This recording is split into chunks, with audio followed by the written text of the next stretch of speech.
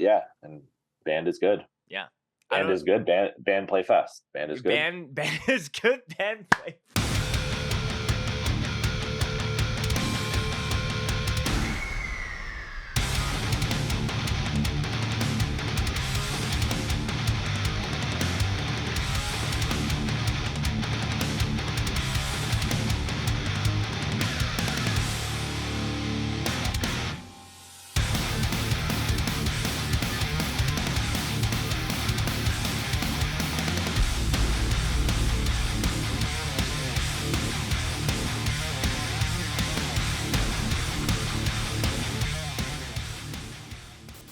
What is up, everyone? Thanks for tuning in. This is another episode of the Scoped Exposure podcast. Scoped Exposure has always been based in Western Canada. That's been the flag that we've flown for a long-ass time since our origin. And something that's been really cool to see in the past few years, I think naturally any scene that has like multiple scenes kind of within it, or any country, so to speak, there will always be a little bit of a sense of rivalry, some competition. And while I think that there's an element of that's important, keeps people on their toes, and a sense of friendly rivalry is always good. I've seen a lot more Eastern Canada and Western Canada crossover in the last couple of years. And my guest today is one of those people that I see kind of making that shift. When it comes to showcasing bands, putting on for bands, and bringing his bands over as well. And, with Hold Your Ground just being announced, I knew that Kyle and I were long overdue to sit down and have a chat about the fest, about the crossover that I mentioned before, and just talk about Ontario hardcore. So without further ado, Kyle of Hold Your Ground Fest and Cohesion on the Scoped Exposure podcast. Thanks for joining me, bro. No problem. Thanks for having me. Absolutely. So, like I mentioned, Hold Your Ground just announced, like, literally as far as the time recording this yesterday, as far as the lineup and what you guys are bringing to the table for 2023, which is undoubtedly sick. And I wanted to, Kyle and I were talking pre-recording. I think it would be really cool to kind of break down the current lineup that's on there, talk about the bands, talk about what's going on as far as, expectations, what people who are traveling in, who have never been to Hold Your Ground before, on what they can expect. But Kyle, really excited to chat with you, bro. Before we get into all the music chats, as you know, we got to check a bev. So tell me what you got for drinks for the show today on your end. All right. Okay. So it's like pretty early in the morning still, at least in like Eastern Canada here. So it's like 11 a.m. now, whatever. But I have a coffee. I have a cinnamon caramel cold brew from Starbucks. Whoa. It's like a Okay. newer drink. I had it like a couple weeks ago or whatever, whenever it dropped. I'm usually not into stuff that's like super sweet anymore. And this is pretty sweet, but it's like a nice treat on like a weekend sort of thing. Gotcha. And like since it's a cold brew and not a coffee, you still get, I guess, like that stronger coffee taste along with that sweetness. Mm-hmm. So that's what makes it like a perfect balance, I guess I'd say. Yeah, it rocks. Yeah. Yeah. I try my best not to give my money to the corporate coffees of the world, but there are certain exceptions. Especially a lot of the vanilla sweet cream cold brew at Starbucks. Have you tried the red eye ice cap at Tim Hortons? No, I've had a red eye iced coffee though, which was really Okay. good, but not the ice cap. Is that Yeah. like a newer thing or? Yeah. So just very quick anecdote. I was driving back from where my wife is from in the northern part of Alberta, back from a family venture, and we were just grabbing ice caps for the road, and she got, her classic ice cap with chocolate milk, and I've been doing the red eye, and I don't think we had talked about it just yet. So I order hers, and then I order, I'll get a medium red eye, and she looks at me and is like, what's a red eye ice cap?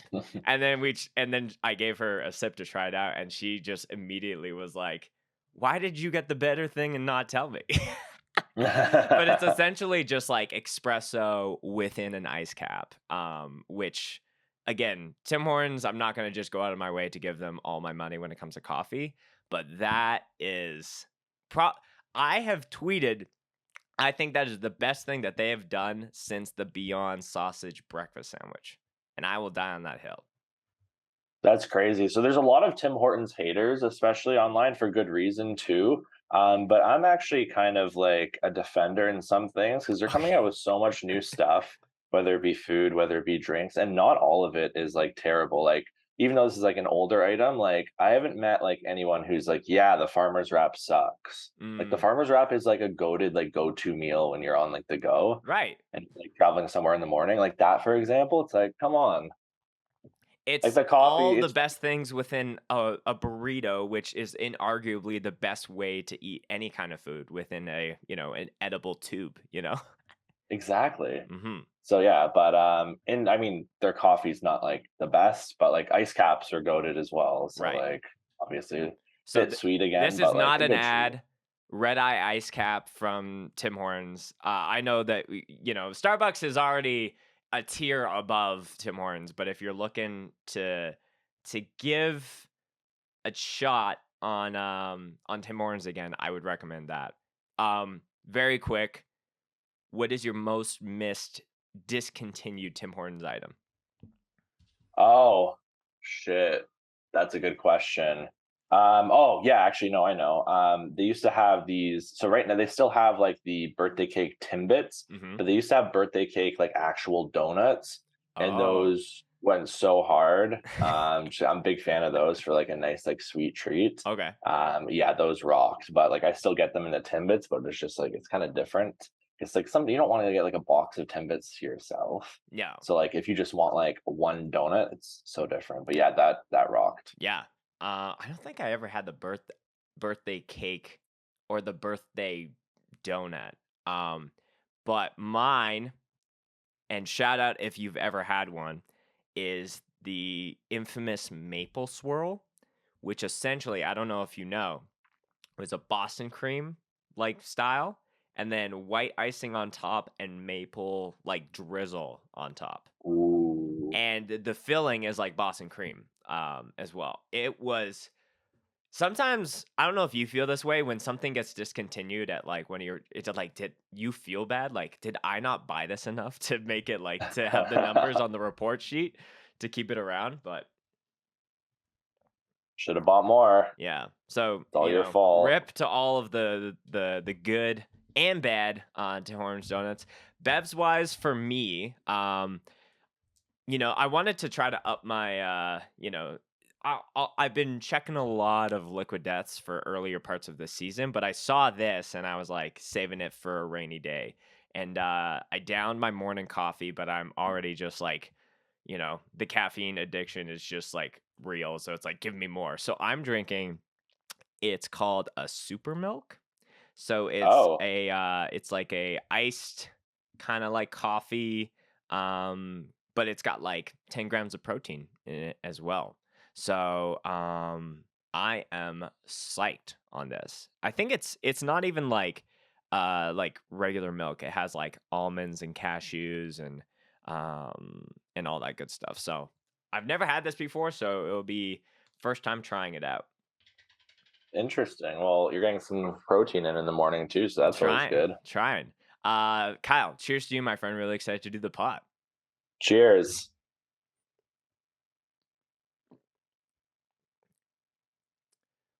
Okay, that is a super kind of milk, I will say. They don't Uh, lie. yeah. I wish it was a bit sweeter if I was gonna give it any credit, but like maybe it's trying to be a little bit more nutritious and less of a sugary, fun kind of drink. But that's just first sip impression. So we'll see. We'll see where it takes us. Yeah. We'll see. We'll see. We'll see. So, Kyle, it's your first time on the show, and I know that you tune in to the odd episode or two. So, you know that any new guest on here, I always like to get a bit of context about how they even just discovered hardcore. So, take me way back in time to when you were listening to, well, really anything. It could be, stuff from any venture of the heavy music spectrum. So, yeah, take me way back to the first time you're hearing screaming breakdowns heavy music on whatever that meant to you. Yeah. So to start, I feel like my journey into heavy music started very similar to as anyone else in Canada, through watching music videos on Much Music, which was like the Much Loud segment, or like that other one, which was more punk. So that's probably like the first time I was like kind of shown that sort of music.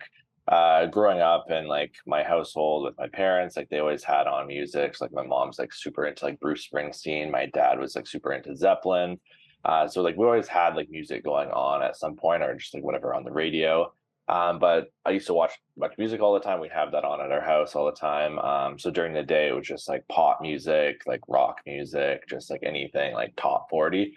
And then like later on in the night, or like even in the evening, I think it was like Much Loud, which was like metal core, hardcore, just like regular metal, new metal, like everything. So that's probably when heard like stuff like Silverstein or Alexis on Fire, Under Oath, even Slipknot, like those four bands probably, or it's like my gateway into like heavier music. Yeah. So yeah, especially like Silverstein and Alexis on Fire being local. And yeah, it's like, and also like the mystique of like Slipknot with the masks and the outfits, and just being super into that. Like honestly, at the age I got into that, I was probably like maybe like 9 or 10 or 11, like listening to that sort of era. So like it was kind of like scary, I guess, when I first saw Slipknot. I'm like, oh my god, like these masks, like are Yeah. these like crazy people, like what's going on? And seeing like videos of like Clown go out into the crowd with like a bat, and for some reason I thought like he actually hits people. I was like, what are these psychopaths doing? I'm like, but I'm interested. Hmm. I'm kind of freaked out, but I'm kind of interested. So Right. like as like time went on, I got like further into Slipknot, to their discography. And then them, like as an example, they're one of the bands I would like when I first got my MP3 player, I'd go on to like LimeWire and I would download some of their songs, and I would always just type in the artist, so like Slipknot, and then I would like pick the songs with like the coolest names, because like I wasn't familiar with like the whole like full album processes yet. Hmm. So I'm like, oh, like people equal shit. That's like funny. Like let me download that. Right. So I downloaded that, and I'm like, oh my god, like this is crazy. And I downloaded like Eyeless. I remember too is like one of the first like heavier songs I heard. I'm like, this is absolutely like insane music. And then so I kind of like jumped into the fire with that, and then I kind of dialed it back, I guess. And I'm like, okay, the band's like Silverstein. It's like, okay, they have like clean choruses they're singing. I'm like, oh, I really like that. Like the screaming is like cool too, but like I really like having that break and that mix of like the clean vocals and then the screamed vocals. So that's cool. Did you know? Yeah, and then Sorry, did you know right off the bat that Alexis on Fire and Silverstein were local to you, or do you find that out like later after listening to them? I actually found that out through like other like older friends I was hanging out with at the time. Like they Mm, would like see them like frequently, like, and that's probably back in the era where they're playing in like where Silverstein was still playing in like Burlington or like Hamilton, sure. Right. like on like smaller shows type of thing. Yeah, and then Alexis on Fire doing like local stuff too. Like I have an older brother as well, so he was like super, he's more into like the punk side, but he was also into like post-hardcore and metalcore like at one point too. Right. So he's definitely like rubbed off on me on that and stuff he would show me. But yeah, he was like telling me stories. He was like, yeah, I saw Alexis on Fire in a church basement like down the road from like the house, like back in like I don't know, like early 2000s. Hmm. And like me seeing them on Much Music and hearing that, it's like they played like a church basement in like Brampton, and it was like crazy. It's just like that's such a wild thing for me to like comprehend as like a kid. I'm like, oh, like is there like a local scene, or is like kind of, is that like a normal thing? Right. Um, Because and then I did end. I think you and I have a similar trajectory into like the styles of music. Obviously, like we're both Canadian dudes, but I think there is a realization when you're like, um, when it's not just like the amphitheater stadium shows, and you're like, oh, there are bands that sound very close to Slipknot, but they're playing to like 30 to 50 kids at the whatever spot, and it's every weekend, and I can go to that. Like, like it takes like you kind of like it's kind of a bit of a funnel effect, and sometimes that is within a few months, and sometimes that's within a few years. But um yeah, it is interesting to me how, you're finding this stuff through like a larger network like Much Loud, And even when it's scary to you, it's still intriguing, but like it forced you to go down the rabbit hole and get deeper into the actual grassroots of what we both know as our daily lives today. Exactly, and it's, like, really interesting, like, looking back on that stuff and, like, even having this conversation now and just thinking about, like, how I've been into, like, heavier music for the last, like, I don't know, like, 17 years of my life now, and, like, it just that's super crazy to me, yeah, and it's also funny, like, hearing on the podcast with people having similar, like, backgrounds and similar origin stories with that, um, but yeah, like, and then basically after that, after hearing about shows like that and like the scene Brampton had like growing up, because I grew up in Brampton, shout out Flower City, shout out Mile End. Just Yeah, put out like some badass new music, so yeah, that new song rocks. They've been playing that for a while, so I'm stoked they got that out. I think they have new stuff coming too. But yeah, not to get too sidetracked. yeah, yeah. But yeah, local shows in Brampton were like popping off. They were popping off and then they stopped and then they're popping off again. And like when I went to my first local show, I was probably let's say like 2011 or 2012, just at like a dive bar down the road from me in Brampton. And I realized like the promoter who was doing shows there was bringing in like touring bands, which was sick. I remember they would always bring in these bands from like Calgary or like Edmonton or like BC that would just tour across Canada. Yeah. So I'm like, this is sick. I don't know why you're playing Brampton, but like, I guess because they just don't understand it. Right. Yeah, people would pack out to those bars for those shows. And I'm like, hey, they kind of sound like the stuff I listen to, but like they're at a local level and a smaller level, obviously.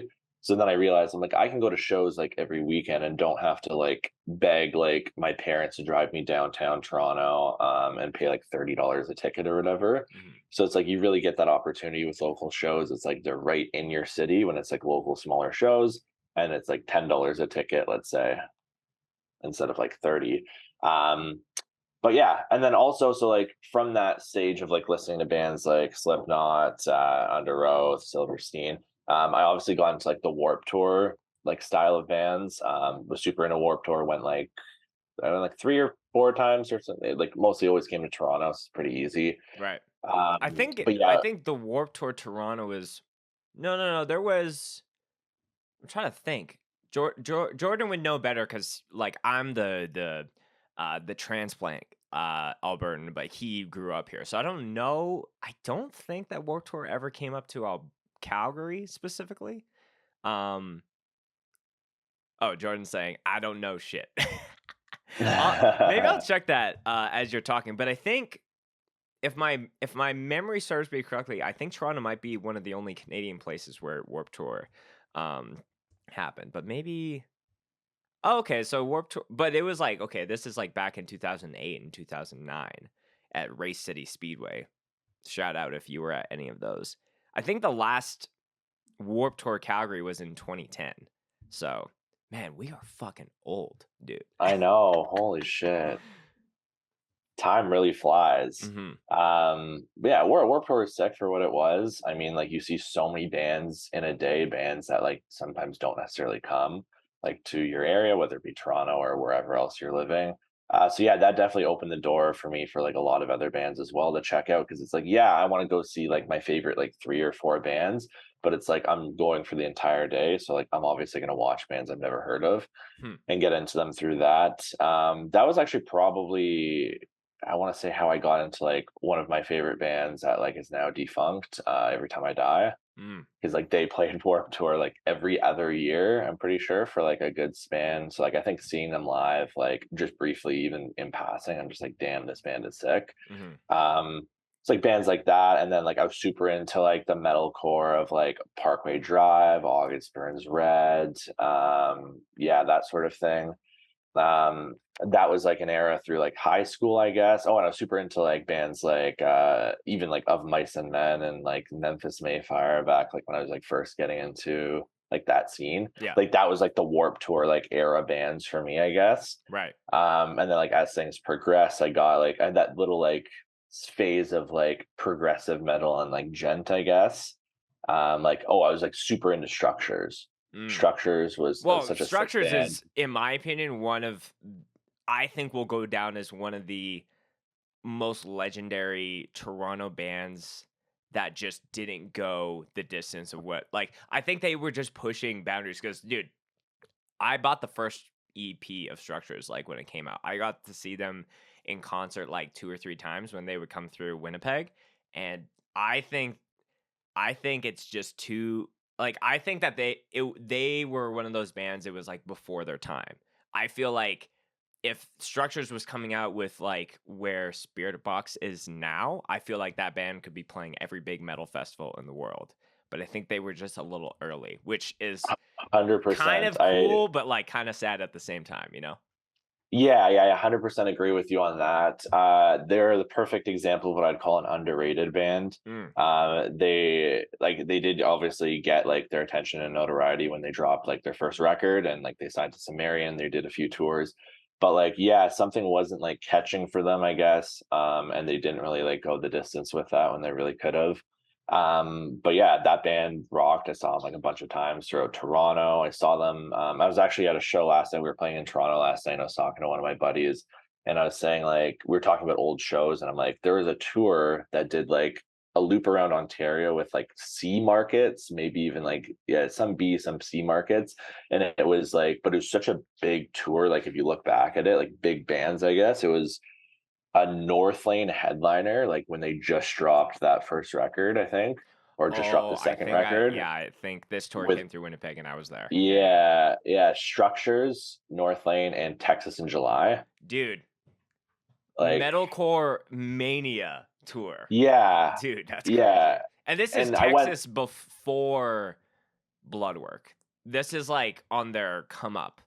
Um, yeah, yeah, they yeah. still had their original vocalist. I think his name was like Alex. Yeah, super sick. Yeah, and that was like in a Legion in like Newmarket, Ontario. So like that was it's like a really random like I Right. had to convince like my dad to like drive me there and then just like kind of hung out like in the city while I was at the show and then just grabbed me at the end of the night because I was like 16 or something at the time. Mhm. But yeah, that was quite the show. And that like really got me into like, hey, like these shows can happen and like not a bit, it doesn't need to be like an opera house size venue, like in 1,000 cap venue. It can be like a Legion or something else, which kind of is like kind of like a segue into like what hardcore shows are now and how they could be in like any sort of room. Mhm. I just didn't know it back then. And yeah. Yeah, it is wild to hear because obviously, like, for all the American listeners that haven't looked at a Canadian map since maybe like high school, like Southern Ontario, where Toronto and a lot of like those kind of like major cities are. There's a lot of smaller cities, and there's even smaller towns within those cities. But I think the era that we're talking about, there was just like, even if you were in the most rinky-dink ass town, you could still pull 200 to 300 kids for a 4 to 5 band bill. When I was growing up in Manitoba, it was like places like Winkler and Altona and Steinbach and like Selkirk would have these like shows. Like I've been personally right now going through the rabbit hole and finding all these videos of Calgary hardcore shows, but in Airdrie, which is like kind of like, I would say Airdrie is almost like this growing city. It is a growing city just north of Calgary, and the joke is that each city is going to expand originally, where you might have one of those things where like my grandparents are out in Cambridge, so there's like kind of that combination of all like the different cities. Before it was like three. What I'm talking about, right? I'm blanking Yeah. on what that's called. Tri-City or Yes. yeah, Tri-City area, I guess. Yeah, yeah. So originally it was like 3 cities, and then it kind of became one.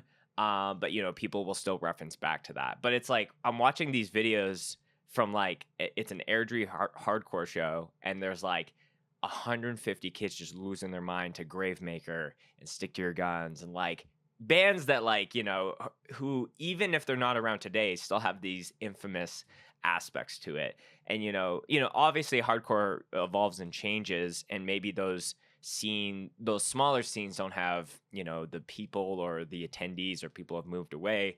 But it does go to show that if no one's carrying that torch to bring those bands to those specific places, in art, it's it's obvious things people are going to move on, things are going to, go. So even if you're in a Hamilton or a Windsor or any of that, like things can still happen in a 2023 kind of environment, but you need to have the people in place to be able to like, no, we're going to make the change we want to see and not just let this slip away.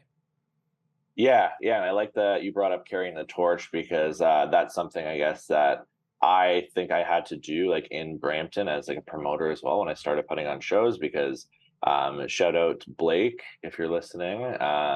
He's Did a definitely lot of not cool listening. We're shows. just Definitely kidding. not listening, but yeah, he did a lot of cool shows. He had a venue at his house, like in his shed called Shed Zeppelin.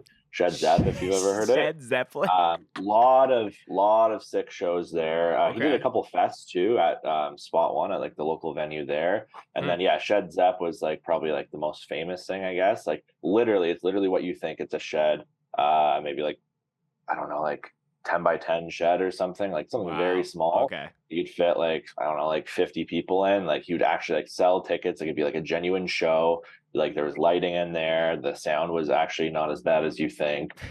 Maybe you'd have like touring bands come by and play there. Like just off the top of my head, he's had bands like Better Off played there. He's had bands like fucking Exalt played there, safe to say, which is now Locket played there. I'm pretty sure like Pacific has played there. Right. So yeah, like some like pretty big names like back in the day. Old Wounds played there, I think too. Hmm. Yeah, so like it's pretty cool doing that. And then he did a fest in the shed, like Shed Fest once, which was like super sick. It was That like is two so sick. stages, one in the shed, one in the living room. But yeah, so like I essentially I guess I learned a lot from like the shows he did and like how he did them and like I was younger going to those shows.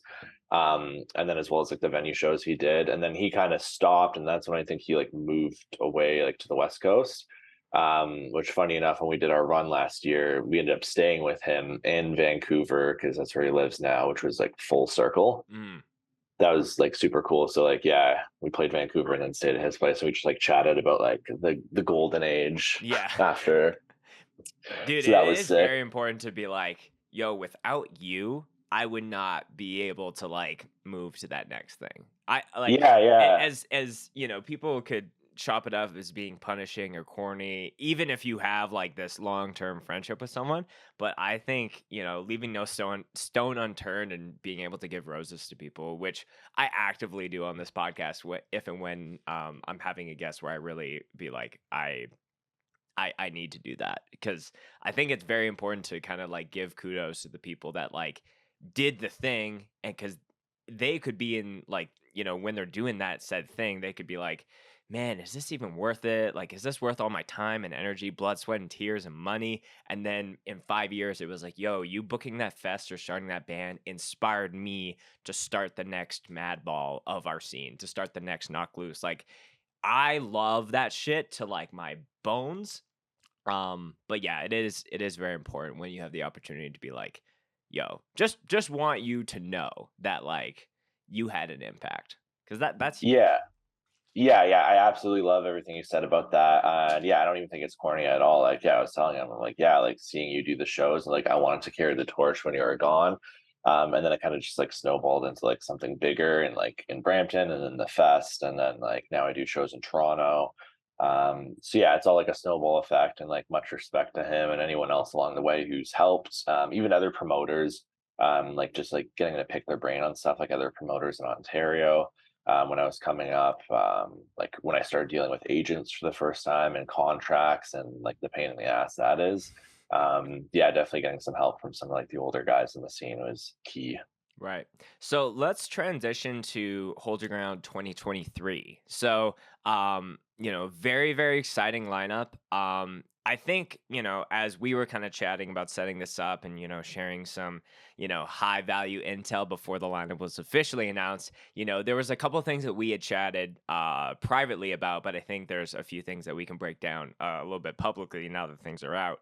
Um, you said on the Beans and Breakdowns podcast how, it was something that was stressing you out about like trying to top last year. And, with it being your inaugural year and as big and stupendous as it was, naturally it's very hard to like you know, uh you're always like this criticism of yourself of like, I need to top it, but do I actually need to top it? Is there some kind of middle ground? So talk to me about like, I guess, what, when it came to topping, last year, like where did your mind go with that, and how did you kind of come to a resolution as far as the lineup that you guys came out with for this year? Yeah, yeah. So that's something I thought about since the end of Hold Your Ground Fest last year. The first year, it's like, okay, that's done. But unfortunately, what do we do for 2023? Like, we're gonna do it again. We've decided. It went great, but how do we step up from that? How do we grow? How do we learn? Like, we had a couple like calls where we kind of decided it's like, here's what we did wrong. Here's what we did right. Here's what we want to do next year. So we really had a session with that, like with the team, and just kind of learned from our mistakes and like talked about what kind of bands we want to bring next year, how we want to level up.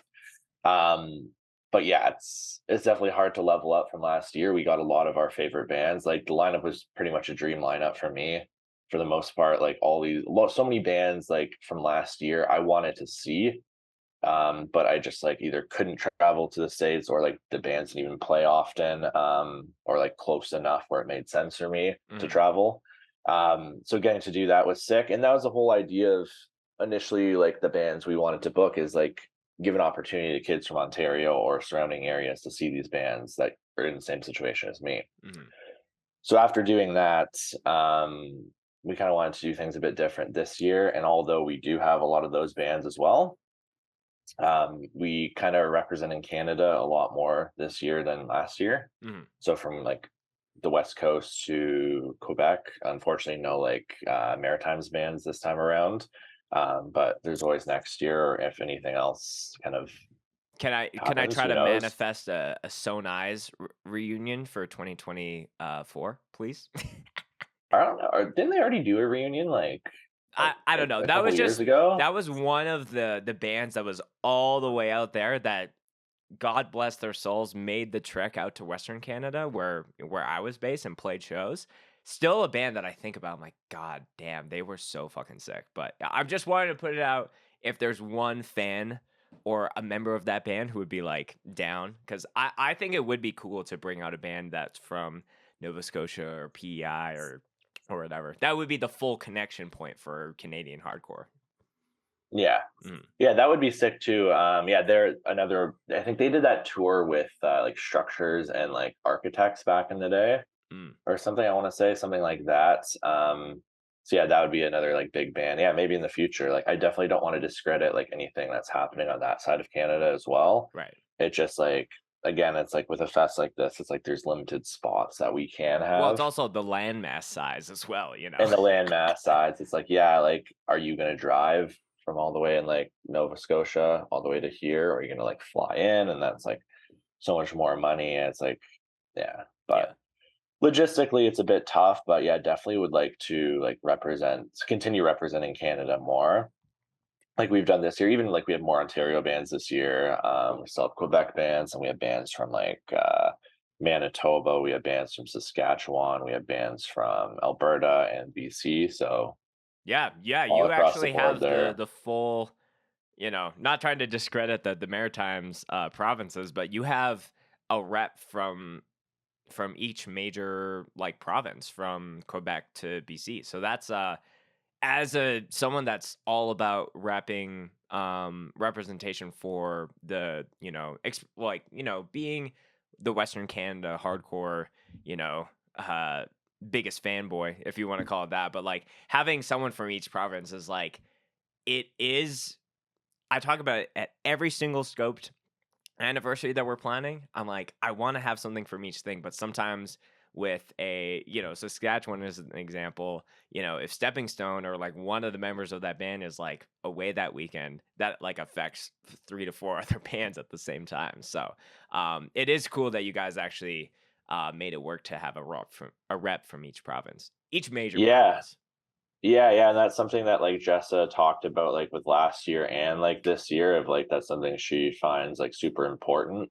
And it's like sometimes it's bands I'm not even familiar with. Like last time, for example, we had like the band Meantime, which they're a sick band, but I wasn't like familiar with. So like without Jessa, like there's no way like we would have booked that band, for example. But I'm glad we did, and like I'm glad like we played with them in Calgary when Cohesion was out there, and then they came back, and I saw them again at Hold Your Ground, of course. Sick band, but like yeah, I had no idea who they were. So like things like that, and like this year we have a band which I'm familiar with the name, but I only listened to them recently for the first time, and I think they've played Ontario years ago. This band Withdrawal, Mm-hmm. so like they're sick as Those are well. But my like fucking hometown boys. So that's seeing them sick. a part of that, I'm like, it's about time that the Dyson brothers have gotten off their ass and they're making the trek out, because they were that band. They were the Winnipeg band that was touring relentlessly and getting out there and playing all parts of North America. As I was kind of getting into it, but as people grow up and have kids and things, but seeing them make the trek is gonna be epic. I'll just say that. Yeah, yeah, and I hear a lot of people are flying out for them specifically from what I hear, so I'm very excited about that set. So, yeah, I'm glad we're able to convince them to come play as well, just to name another. But yeah, we got that coast to coast representation, we got that Ontario representation. Um, Obviously, mine and Adam's band is playing again, Cohesion and Cold Shoulder. Um, why not? And then yeah, we got some other new bands. Other than that, we don't have any repeats for Ontario. Yeah, I don't know if like we want to start going through the lineup or Yeah, just like let's start what's from the vibe. I think let's do this. Let's save the headliners for the end, but let's just go alphabetical for, the bands that don't have the logos, and then we'll jump back up to the bigger dogs. But yeah, I think it would be cool to kind of go band to band. And if whether it was one of your picks specifically or someone else's on the team, but I feel like it's funny. I feel like whether Scoped has either filmed a set of this band or had a member of this band on the podcast, we've touched a lot of the different acts on here. So it's kind of like, I think the vibes of the weekend ahead in September is going to be very homie focused. But yeah, let's just start alphabetical, and then we'll jump up to the headliners. So Yeah, I feel weird yeah. saying the first one because it's my band. So So yeah, Admission of Guilt, first Mhm. band. Yeah, definitely a friend band of the pod because it is your band. Yeah, But yeah, sick band. friend of the The demo fest, that I guess, as well. friend of the fest. Two members are literally working for the fest. Zach's doing graphic design for the fest, and then you're doing the scope stuff. So that's sick. Happy to have you guys. You guys are going to be there anyway, so it's happy to have you guys play. Obviously, the demo got a lot of attention. Definitely some hard hitting music that would pair well with like Ontario's SOV, who's also playing. So having you guys like both on the lineup, bringing like that hard, like ignorant type, like hardcore. It's similar to like some like beatdown elements. That's awesome. And I think a lot of people are going to be excited about that set. Can we have it as maybe a pod exclusive? Because I know day-to-day lineups aren't announced, but there's been rumors that it's going to be an AOG SOV rock block. Can you confirm or deny that? I can't confirm that because we haven't really like dug deep into that. I may have mentioned that in the past, like that would be sick. Like I talked to Blaine like pretty frequently, and like I know like both like you guys have like chatted on Twitter and whatnot, like both bands and whatnot. Like I saw people post about it, but like I think that would be sick. Mm-hmm. Yeah, The that's definitely something. Maybe we'll give people a breather in between, but that wouldn't be a rock block, I guess. But I like, mean, or maybe just I went to Act uh, Like and it was Cell, Peeling Flesh, and Snuffed on Sight back to back to back.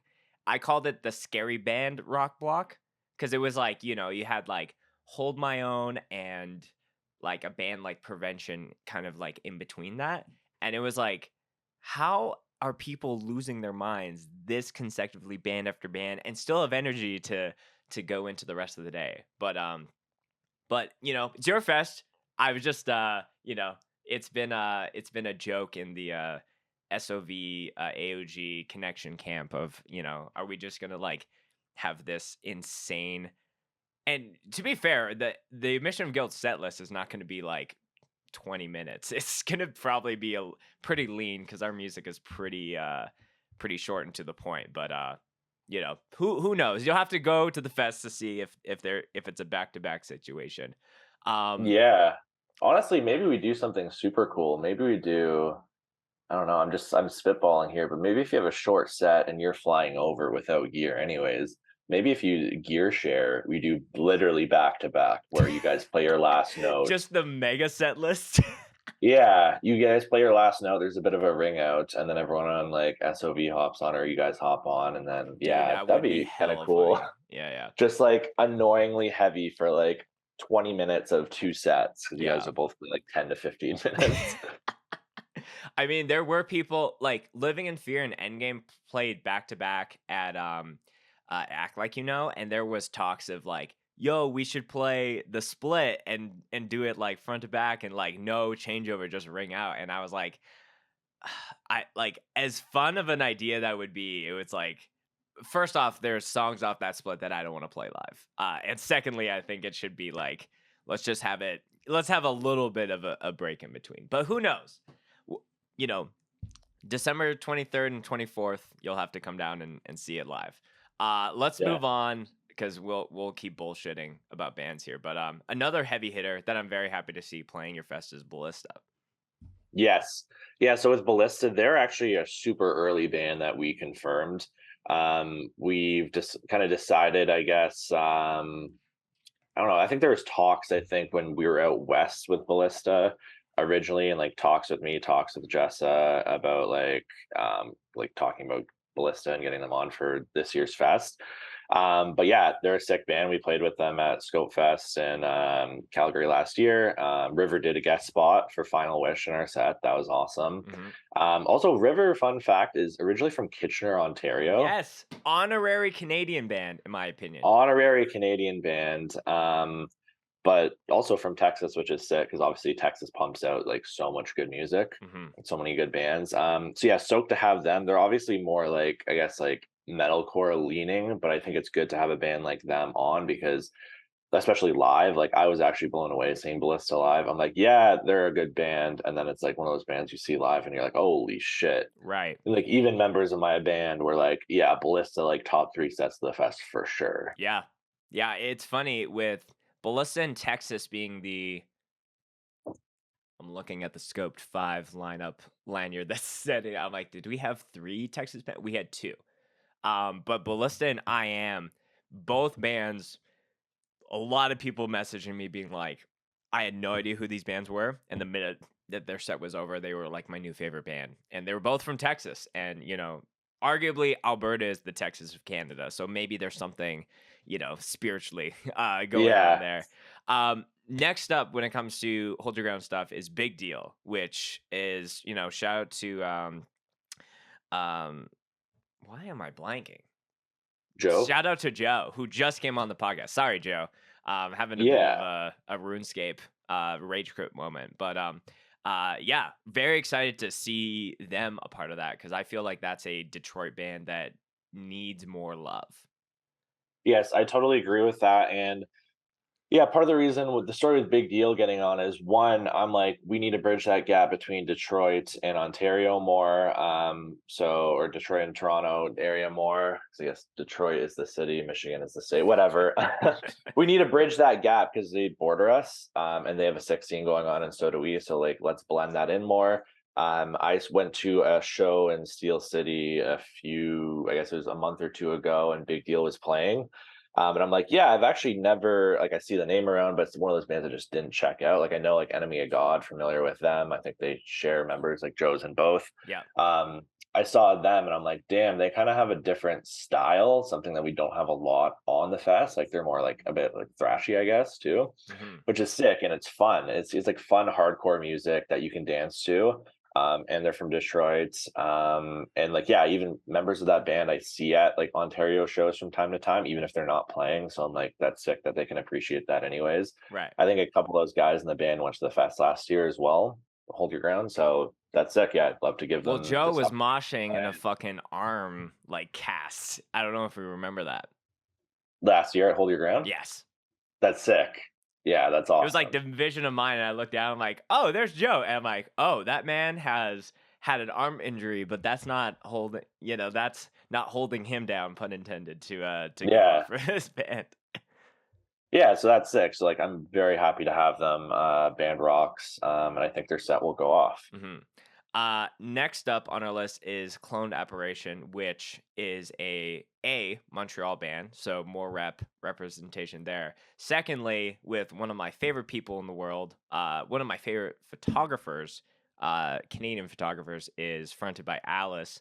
Alice definitely saved my butt, and was crucial in being able to capture the sets from Montreal Madhouse that happened just a month or so ago. I had like a family emergency that came up, and they totally stepped in and went above and beyond. So I just need to give a quick plug to them.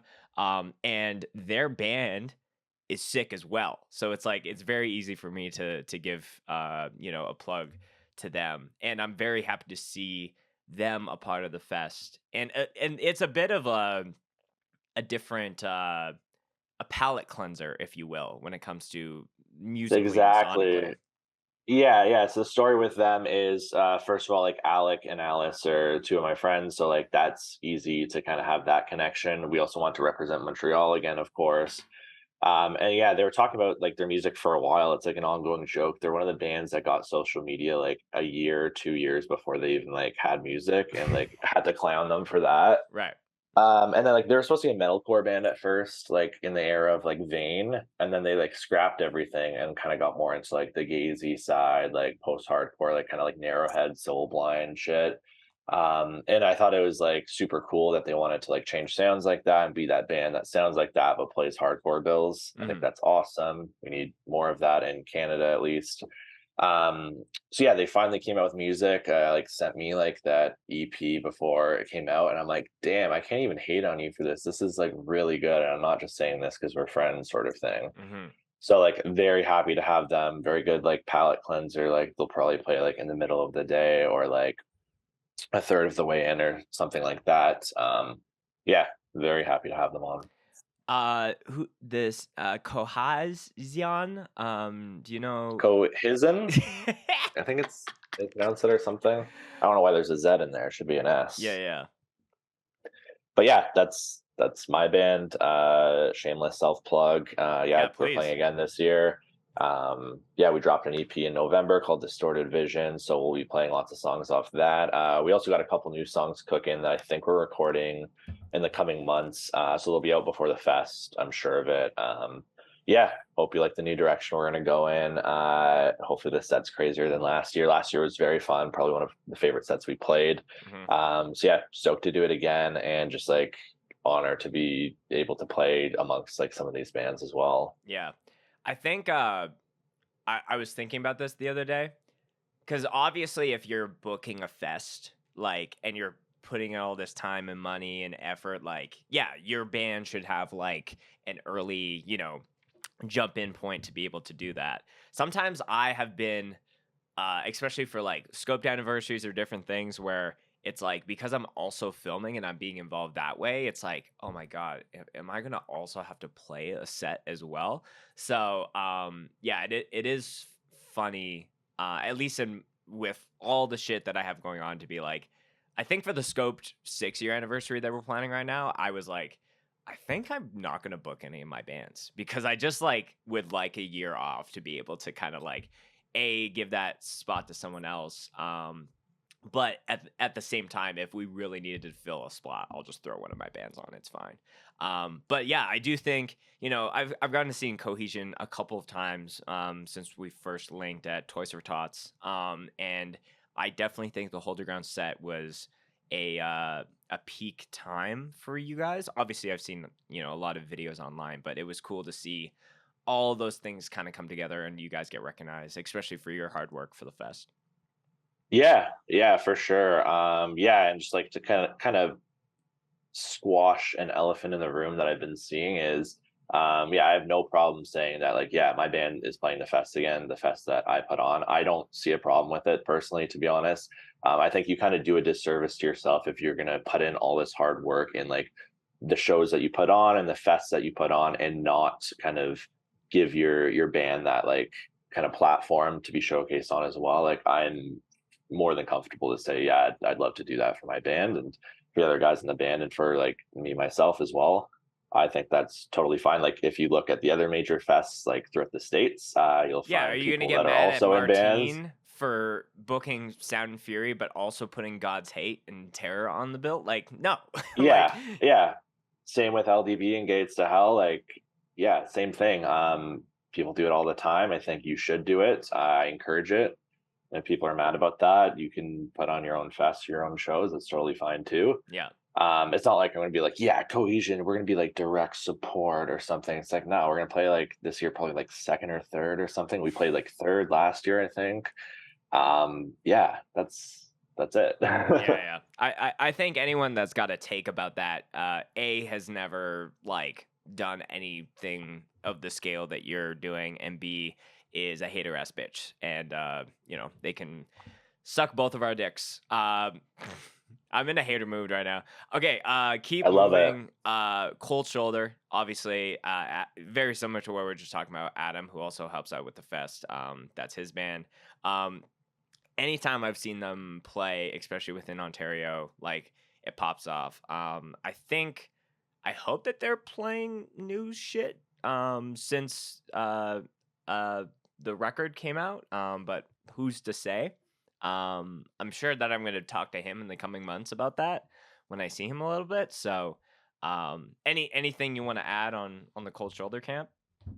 Yeah, Cold Shoulder is just like a very like close band to me, I guess, in the sense that like when they came about, like they really like hit the ground running. Like they were actually like a local band that like got US visas like immediately, like hit the US with visas immediately, which is like crazy because like back then it was kind of like you got to work your way up like through the chain, but it's like no, they had other bands before, like they were in this for the long haul sort of thing, Right. and they kind of toured like pretty hard throughout the states, made a name for themselves and like locally in Toronto in their hometown. Hmm. Just really solid band, solid dudes. Yeah, good friends of ours now and Cohesion, of course, like the Elman brothers between the two bands, Peter and our band, Jeff and theirs. Yeah, and just like love playing shows with them. We played a lot of the shows we have done with them as well. And yeah, they're actually still, I would call them underrated as well. I feel Like they like, do get the yeah. praise that they do get the praise that they have, but like they probably should get a bit more because they're really good. Moving on. Very excited to see this band because speaking of bands that are underrated, I feel like this is one of the most underrated New York hardcore bands in the conversation right now, and that's Combust. So I'm very stoked to see them a part of this. Is there any forethought or any fun little lore aspects when it came to booking them, or why y'all wanted to book them? Yeah, yeah. There's no like really fun lore. They just rock. They were actually in No fun Toronto. lore. They just fucking kick ass. They just rock. They're from New York, so it's really not that far, especially because like they seem to be like relentlessly touring. Like they did like a pretty long summer tour last year, I believe. So I'm just assuming they'll do some dates on the way up to Hold Your Ground. And yeah, they got that New York hardcore style, similar to like Killing Time, I guess. And yeah, they were in Toronto a couple times. And I didn't see them either time. Like I had shit going on. They played with like C4 and Exhibition a few weeks ago. Oh wow. And then Okay. they played that big van showcase, which was with like Integrity. And I was like on tour with Cohesion at the time, so that sucked. But yeah, for the third time of them being in Toronto, unless they come in the summer, it'll be at Holder Ground. So Mm. stoked to have them. Um, Days Lost is the next band on our list, which is for those that don't know, like I don't know if this is a fair assumption, but I view them as like the post purgatory band. A lot of the same members.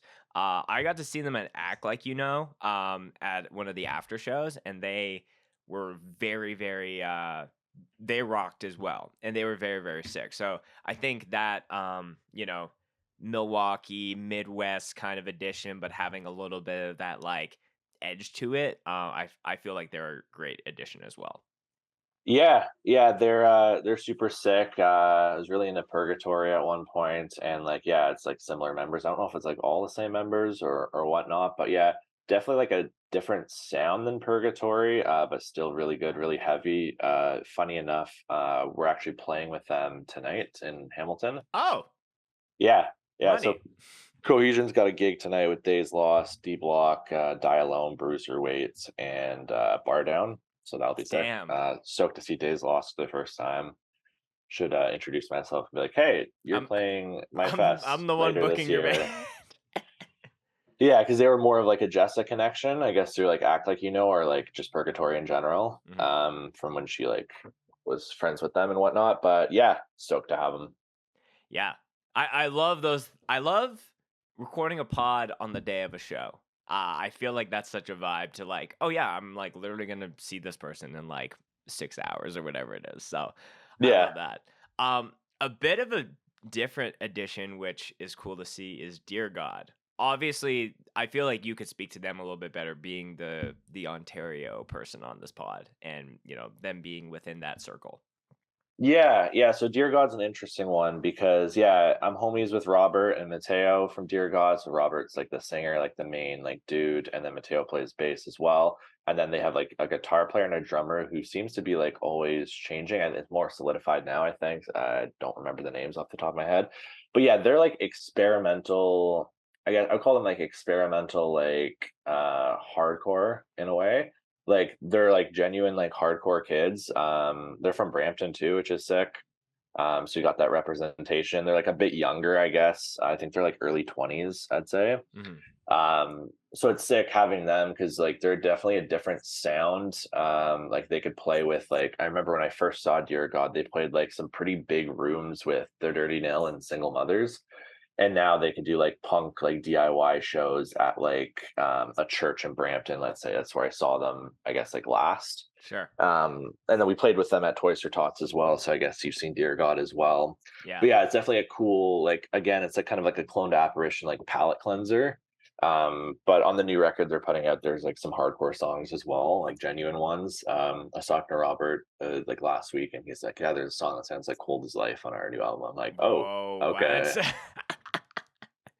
That is So yeah, a that's left sick. turn that I was not expecting. Yeah, Yeah.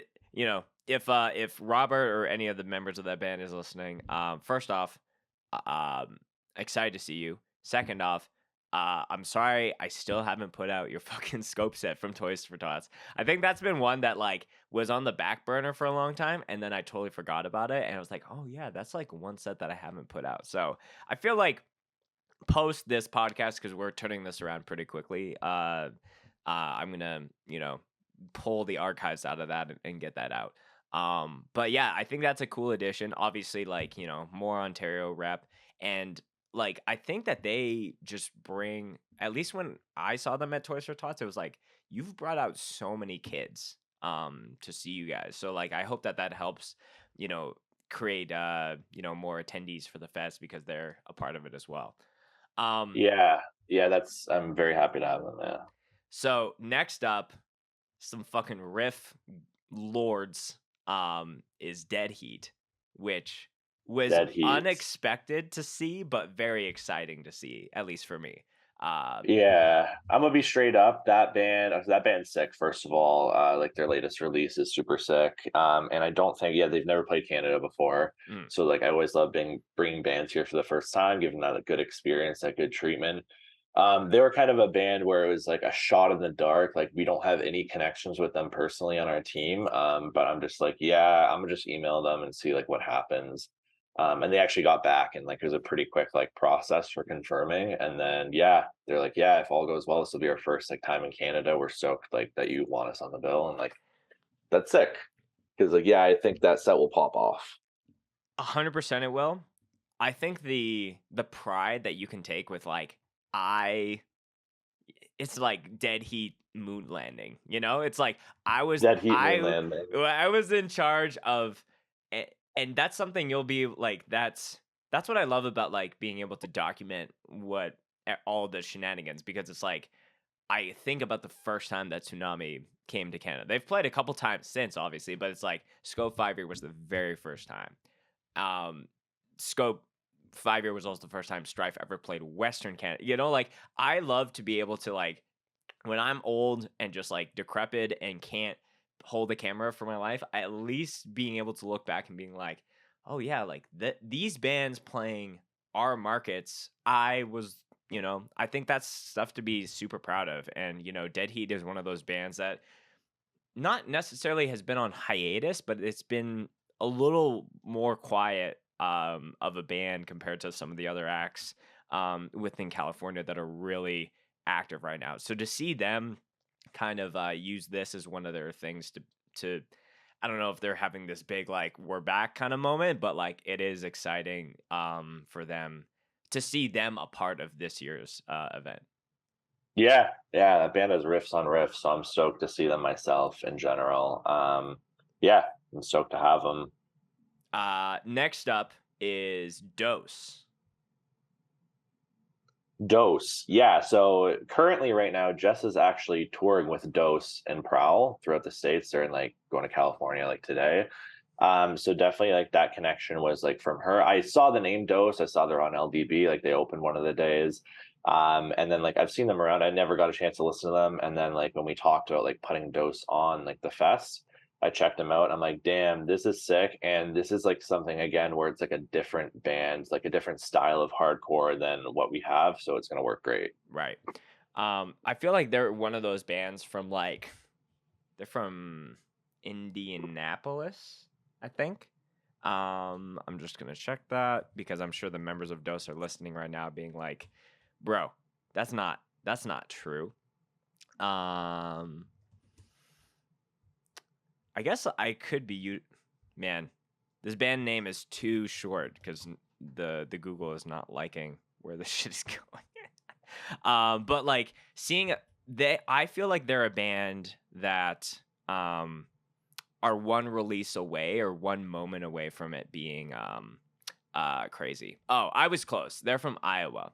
I forgot. Iowa. I forgot. That's I what I had a thought it long was. conversation with Derek about like them being the band from the Slipknot state and all the craziness around that. So sorry guys. I was one state off. I'm not too far away, but I feel like that band is like one moment away, and maybe like it's LDB, maybe it's Hold Your Ground, maybe it's Maybe it's something. the Hold Your Ground Fest happening this year. Maybe that's their Maybe that's step. the moment that people get a dose of dose. A dose of some good music. Okay, so moving on, North American new metal making a debut at Hold Your Ground. Flashback. Very excited about this. I'm gonna get to see this band in a week today, actually, for Capital Hardcore's 1 year celebration. But getting to see some turntable music on a fest level event is very exciting to me. Yeah, yeah, I'm a fan of Flashback. We played with them last spring they did a run with Cold Shoulder throughout Ontario. So I got to see them then and play with them. So yeah, big fan of turntable music, being on the fest. Shout out new metal, shout out Flashback, and shout out, I think they're from Regina. Is that correct? Yes. So It's funny because Nathan's always like, we just say North American new metal, so it's like people, because it's this thing like you would never expect a band that sounds like that to come out of Regina, but it's no, like, there's no way in hell that band is from Regina, like logistically speaking or yeah, but yeah, logically speaking. yeah. But you could also say that like there's really, if I had gun to my head, have to be like, what is the Canadian city that would make the most sense for a band like that to come out? It's probably like a bigger metropolis like a Toronto or a Vancouver, because there's so much different people with different music tastes. But the fact that it's like rinky dink Regina, Saskatchewan is so cool and so funny to me. But yeah, I'm excited. The last time I see them play a fest level event was Promcore, for or now Act Like You Know, and people were going the fuck off for that. So I hope that it's the same for Hold Your Ground this year. Yeah, yeah, I think so. So that'll be cool. Next up is another Ontario rep, that a band that I'm very excited about. Never seen them live. Gavel. Talk to me about Gavel. Gavel, so love the guys in Gavel, first of all. They dropped their EP, I believe it was last year, and definitely made waves right away across the Ontario scene. Like every show pops off. I booked them in like Toronto. I think I booked them in Brampton. Yeah, I booked them in Brampton, booked them in Toronto. Cohesion's played with them a bunch. Yeah, super sick. They put out a new 2-song promo recently that's super cool. Definitely a different, I guess, style. Definitely a level up. I texted Jordan when I dropped, Jordan, the bass player who does Steel City as well, and I'm like, it actually really sounds like No Warning to me. It also kind of sounds like older Backtrack as well. Hmm. So that's a cool sound that, like, I guess not a lot of people in Ontario at least are doing. So shouts out to them. Yeah, I think that set's gonna really pop off for sure. Like, Yeah. no doubts in my mind that set's gonna be one of the best like Canadian sets at least. Yeah. Next up is another Texas band, but not what the majority of Texas bands are known for sonically. But I'm excited to see them a part of this is Life Force. Um, I think we were joking before, before the FS announcement, because shout out to Flint because I know he's listening. Flint was like, "Oh, thank you for helping us get on Hold Your Ground," or he said something to the effect of that. And then when we were talking, you're like, "Yeah, I think that we're confirming this band." I was like, "Well, someone needs to talk to so and so because someone thinks it's for sure, and then some other, So it was just funny to talk about that. But a band that I think is deserving of getting more fest placements because they, aside from Act Like You Know / Promcore, I haven't really seen them do much else when it comes to fests. Yeah, that band's sick. Again, shout out to Texas. So it's good to have some more representation from them. And shout out New Age Records, because they are a new age band along with Cold Shoulder, who Right, sponsored the fest last year and is also sponsoring the fest again this year. right. Shout out to them. Yeah, and I believe they're a straight edge band as well, or they just have Yep. straight edge members. So shout out the straight edge. We gotta have some representation for you We gotta folks. have some varsity jackets representation at the fest. So Yeah, and band is good. yeah, I Band don't. is good. Band play fest. Band is good. Band is good. Band play fest. Band is bad. Band I'm a not play simple fest. man. A band is good. I book them. Exactly. Jordan, I want that to be the intro for this podcast, please. Um, okay, where are we at with our list? Okay, Yeah. Prevention. Prevention. Yeah. Yeah, so Prevention is another band that was more so, I guess, like, so Jessa saw Prevention and Act Like You Know and was like raving about their set. So I'm like, yeah, let me check out this band. I checked it out. I'm like, yeah, again, different style for the fest.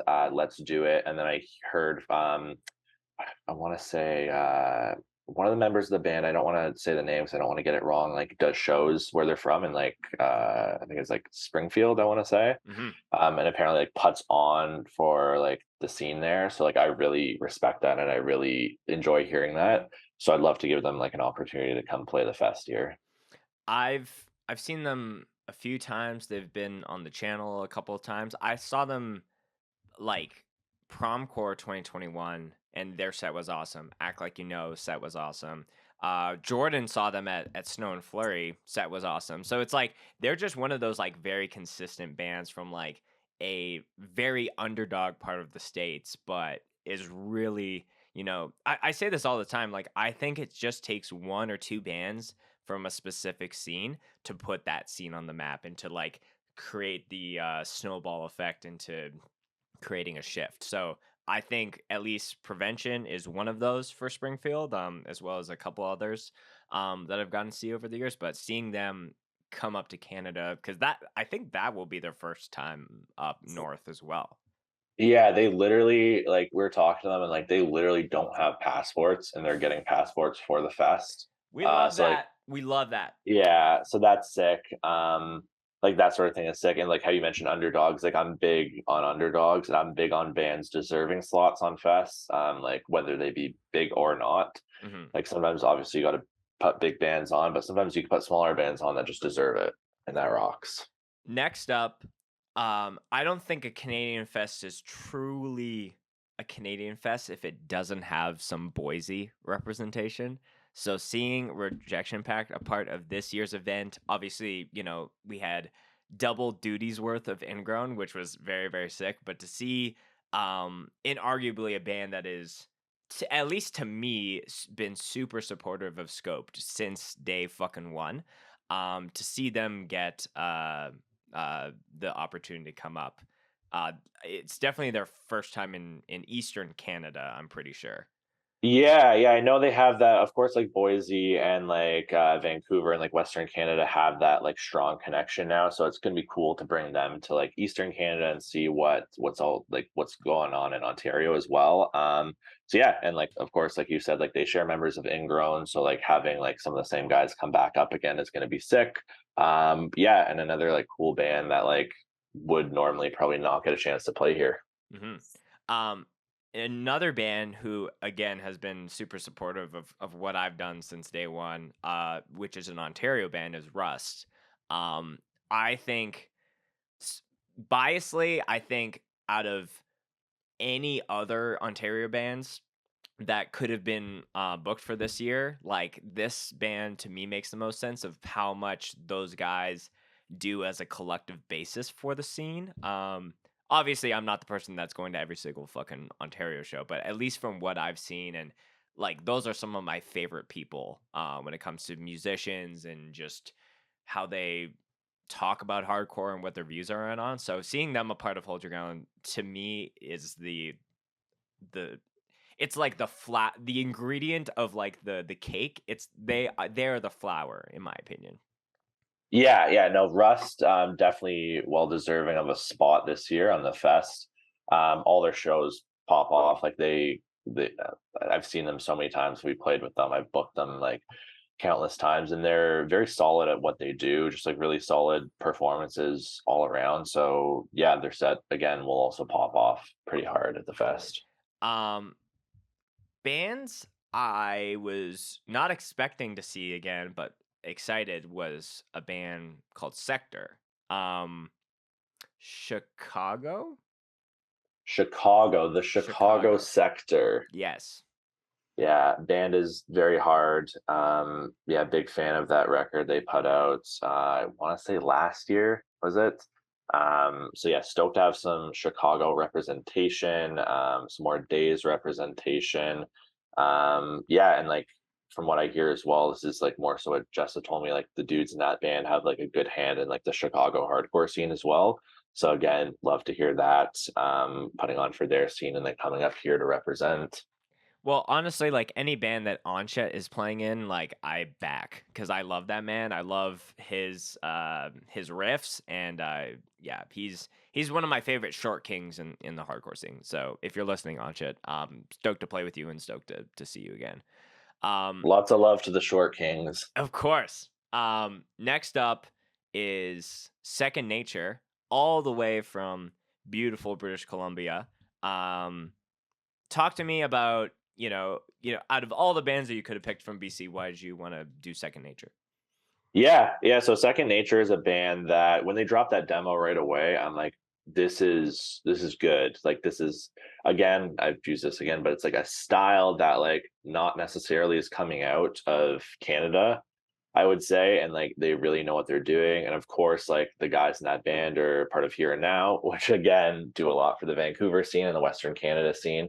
So lots of love for that, and lots of love to give them like that respect and give them the opportunity to play the fest. And I just think that set will also pop off for sure.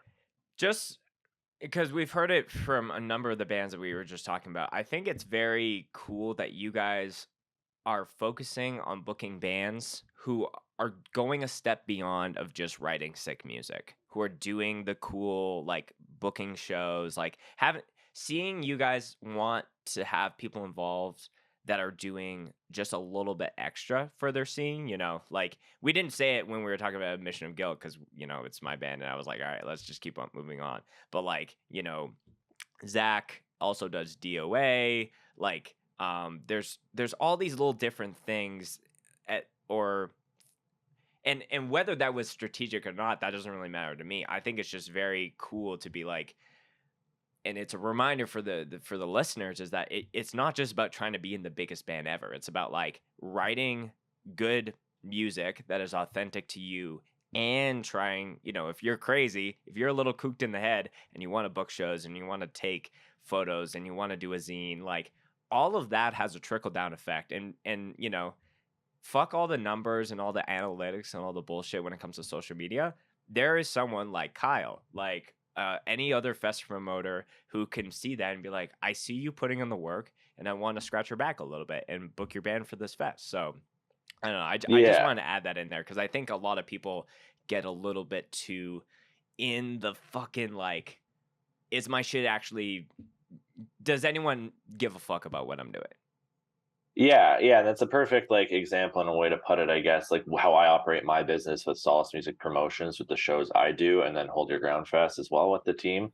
Like, yeah, we love to give opportunities to bands that like normally wouldn't get them, or they're like clearly doing something to help out their individual scene or like the scene as a whole. Love to give them that support, and obviously, like to be blunt, like you need bands that have those analytics, that have those Spotify numbers, those like For sure. followers, Yeah, to we haven't sell gotten to tickets. those bands yet. Yeah, we'll get to those bands later, but like also at the same time, you need bands that like the smaller bands where it's like they have some sort of even like cult following of just like dedicated like fans or friends that'll come out for them as well. Yeah. And definitely put on for them. So next up is, in my opinion, one of the best kept secrets of Canadian hardcore music, Western Canada hardcore music specifically, is Shallow End. Um, Endgame got to do a tour with them over the summer, and it was like one of my highlights of my year. They're a band that's just like, it's already hard enough being a Canadian band, but being a band on Vancouver fucking island is like a challenge of its own. So to see them literally go to the other side of the country in September is going to be very, very surreal. I don't know if there's any specifics or anything you want to add when it comes to Shallow End specifically. Yeah, yeah. So it's a band I saw I like first caught wind of when I saw Endgame like do that tour like last year, I think it was. And then Jessa works with them as well. So there's that connection. And again, like Vancouver Island, I guess it's like a bit difficult to like kind of tour when you're like that's where you live. So it's like, yeah, giving them that opportunity, maybe something pops off at Hold Your Ground and that starts like a whole new like world for them. Yeah, yeah, it is like, it is cool that like I saw them at DBK 5 year in 2019. Yeah, and they opened the pre-show, first band of the pre-show, which is either like a good like kind of warm up, but I feel like they fucking killed it. They killed it so much that the band after was like, well, it's already hard enough to like open a pre-show of any fest, but it's harder to be the second band of the pre-show when the first band absolutely kills it. And like it ever since then they've just had this lasting impact on me and I've loved seeing everything that they've done. So again, getting to see them, I don't know if they've ever played Eastern Canada in that band's existence, but I think that's going to be a very big connect for a lot of the mutuals for that band. So I'm excited. Hell yeah. Happy for them. So next up is another, I guess our last Ontario local before we get into the other bands and then move on to the headliners. Well, outside of one of the obvious headliners, but Of Spirit of course, of Vengeance, course. SOV, a band that every time I see a Twitter or an Instagram reel, it looks like an animal fighting pit. Like it just looks fucking crazy. Inarguably some of the go-to mosh warriors of Hold Your Ground 2022. Yeah. So I don't know if they just mosh so hard that you guys were like, well, it's obvious that we have to, book them for the fest. Obviously, there's other things that went into play Yeah. there. There's more to that for sure. Yeah, so those guys are homies for sure. Yeah, and definitely part of it is because of yeah, they're Mosh Warriors, which is awesome. Like most of that band is like at any show I book or play or I'm just at, they're like running the pit the entire time, which is sick. They bring that beat down sound back to Ontario that was here when Sedition was a band, if you guys remember Sedition. Oh, And we the do. energy and like the levels of like chaos and levels of violence that are needed at any show with a band that sounds like that. That set will probably one for the books. I'll say that right now. So that'll be sick to have them play. Yeah, I don't know, and they definitely deserve it just because of their support to like local shows as well. And obviously their shows have been popping off. They played our record release show.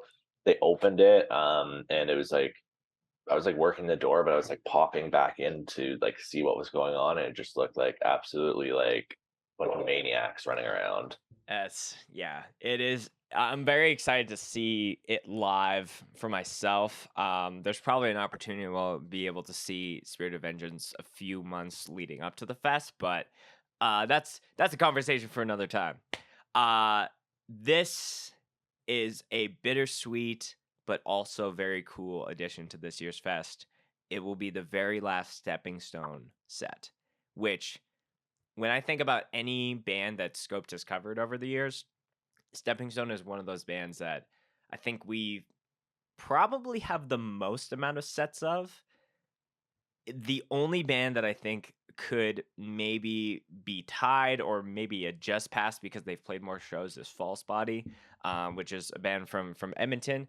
But seeing they've been quiet pretty much since they dropped their last release in 2020, and rightly so. A lot of bands are kind of like uncertainty with the pandemic. A lot of people are starting new bands. Flashback has been hella busy. So was that a an idea early in the fest? Did that come later when you guys were planning? What was the thought process into to having that be a part of the event this year?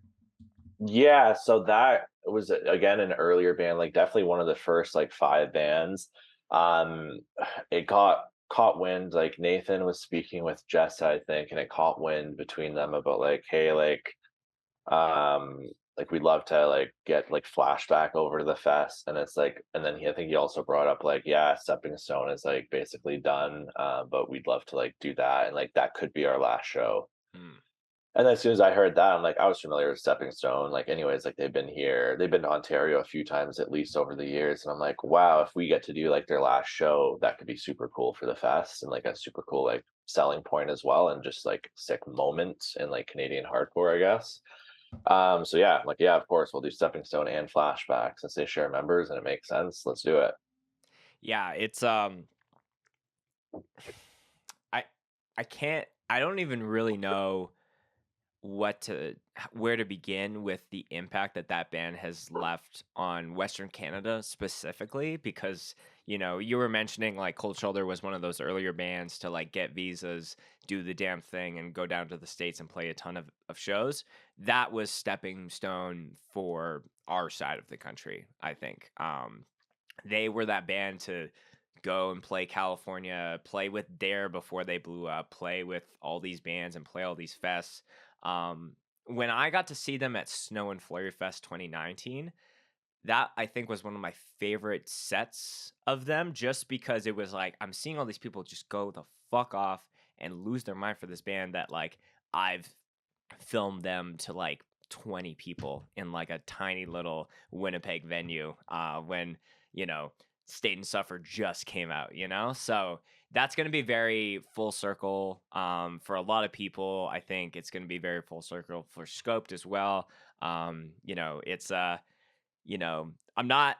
can't be sad that they're leaving. I'm just happy that they existed at all. So very great Canadian edition to the fest. And another great Canadian edition that we were talking about a little bit earlier was Withdrawal. We kind of hit on them a little bit, and I'm not gonna give Adam Dyson any more 5 minutes of fame that he does not deserve. But anything else that you want to say before we go to the last support band and then we move to the headliners? Yeah, yeah. Once again, yeah, I love representing like another Western Canada band that's like been around and like had their moments in the past. And then yeah, they've come out of their slumber to play this fest, so that'll be sick. Their Yeah, and old head slumber. I think a lot of people from like Winnipeg and a lot of people from Ontario are like stoked about them playing. So yeah, I've even seen on Twitter yesterday people are like Withdrawals playing. So it's like that's always good to hear. Yes. Yeah, it is something that I think is going to do very, very well. I love Adam. Like Adam's probably episode 5 or 6 of the podcast. Like he was a very, very early one when I had no idea what I was doing. I was trying to figure this shit out. But he's awesome. Maybe we can do like a follow-up chat at the fest, but who's to say? Very last support band before we move to the headliners. is World I Hate, another Midwest band that I think needs more love. A band that I'm very excited to finally be coming up and catching a set of theirs. What's your level of excitement for them, Kyle? A band I checked out when I caught wind of them like earlier on this year, I guess, and like decided we're gonna put them on the fest. Very sick, and I believe they're dropping an LP later this year before the fest, Oh, which is gonna okay. be super cool. I don't know if I was supposed to say that, but fuck it, or maybe not fuck it, and maybe we have to blur this out. But sorry, if that's private knowledge, but maybe Um, they have new music coming out before the fest. We'll see. okay. Jordan, can you make a note for me to DM Jimmy to check out if I need to message the guitarist and be like, hey, is this public or do we got to keep it a little?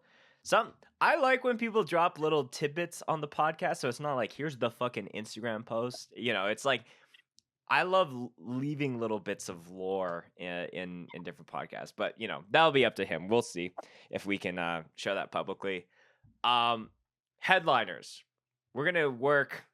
We're gonna save the best for last for the obvious pick, but let's kind of go um and work our way up. So the first, another Texas band, and arguably the band that put Lubbock on the map, Judiciary. Very excited for them. There's been a curse for them playing Western Canada, and I hope that curse doesn't come over for Eastern Canada. But I'm very excited to see them a part of it this year. New record is fan fucking tastic. They haven't played Eastern Canada. They've never played Ontario. I don't think they played Quebec either. So I don't think they played Eastern Canada at all. Very stoked about this band. Their new record is definitely a lot different. Definitely more so like leaning metal than hardcore and like kind of growing past that, but still like riff central. Everything about that band is sick. More Texas representation. Yeah, that set is going to be really good. And I think a lot of people are stoked on that band from what I've been seeing online as well. Saying like, oh my God, Judiciary is playing. Like some people are like, oh, that's my favorite band and they're playing here. That's sick. So that set will pop. Absolutely will pop. I think some metalheads are gonna. I anticipate the biggest circle pit of Hold Your Ground 2023 will be during Judiciary. Just gonna I hope predict it. so. I hope so. We'll come back to this episode. We'll come back to that clip and see if that was accurate. Yeah. True. Cut to the actual biggest circle pit. When that happens. Admission of Guilt is not a circle pit band, so I know at least we are not going to be calling for that. So, Yeah. End it. End it. End it. End it. End it. Don't start it. End it. End it. Stop. I feel like them as a band, obviously bringing a more like groovier, like tried and true hardcore kind of sound, but I feel like the live presence and the way that Akil banters is gonna be something that's gonna be like I've been looking forward to seeing this band ever since I heard them. So seeing them a part of, I think it will be their first time playing Canada as well. Yeah, I hope they don't play Canada before that because I want to kind of have them this be their inaugural Canadian show. Yeah. But yeah, I'm very stoked for End It. Yeah, like you said, like Akil's like stage presence, and just some of the shit they say in some videos I've seen have been funny. And just like it's fast paced, like punk based hardcore, which we need more of. And like their EP, like I think it's called Unpleasant Living, the latest one they put out on Yeah. Flat Spot. I that EP is like 8 minutes long or something, and I've listened to it like maybe like 100 times. I just think the way it flows from start to finish is so good. The samples in it, like everything, the lyrics, it's like it's so good, and I'm so glad that we can have them on the fest. Again, I said it for a lot of bands, but that set will pop off for sure. Mark it, put it down. That set will be sick. We talked about the Chicago sector, but arguably the band that really is it has been the Chicago sleeping dragon for the last few years is Harm's Way. They've only played a few shows in the last few months, with the exceptions of some uh for the children's and this and that. But I think majority of people of our age bracket grew up on like the Harm's Way Rust album and like Posthuman and all of those things. So to see them coming to play Hold Your Ground as a part of this kind of return, I know there's a new album that's on the way, but every single person that I've talked to when it comes to this lineup, everyone's been like, I'm so excited to see Harm's Way for the first time or again based off, geographically where they're based. How many times have you gotten to see Harm's Way before, Kyle? Actually quite a bit. They're definitely one of my favorite like hardcore bands, and a band that's pretty like influential, I guess, for like Cohesion in general. Mm-hmm. And like yeah, anything from like James's like stage presence and his like vocal style as well, influential to me as well. Yeah, big fan of that band. Yeah, they played Toronto a lot of times. I believe, and I'll quote, I think Bo has said that Toronto is like in the top 5 for them, I think. Interesting. Okay. Don't quote me, but I think he said something like that. So definitely stoked to hear that and stoked to have them back.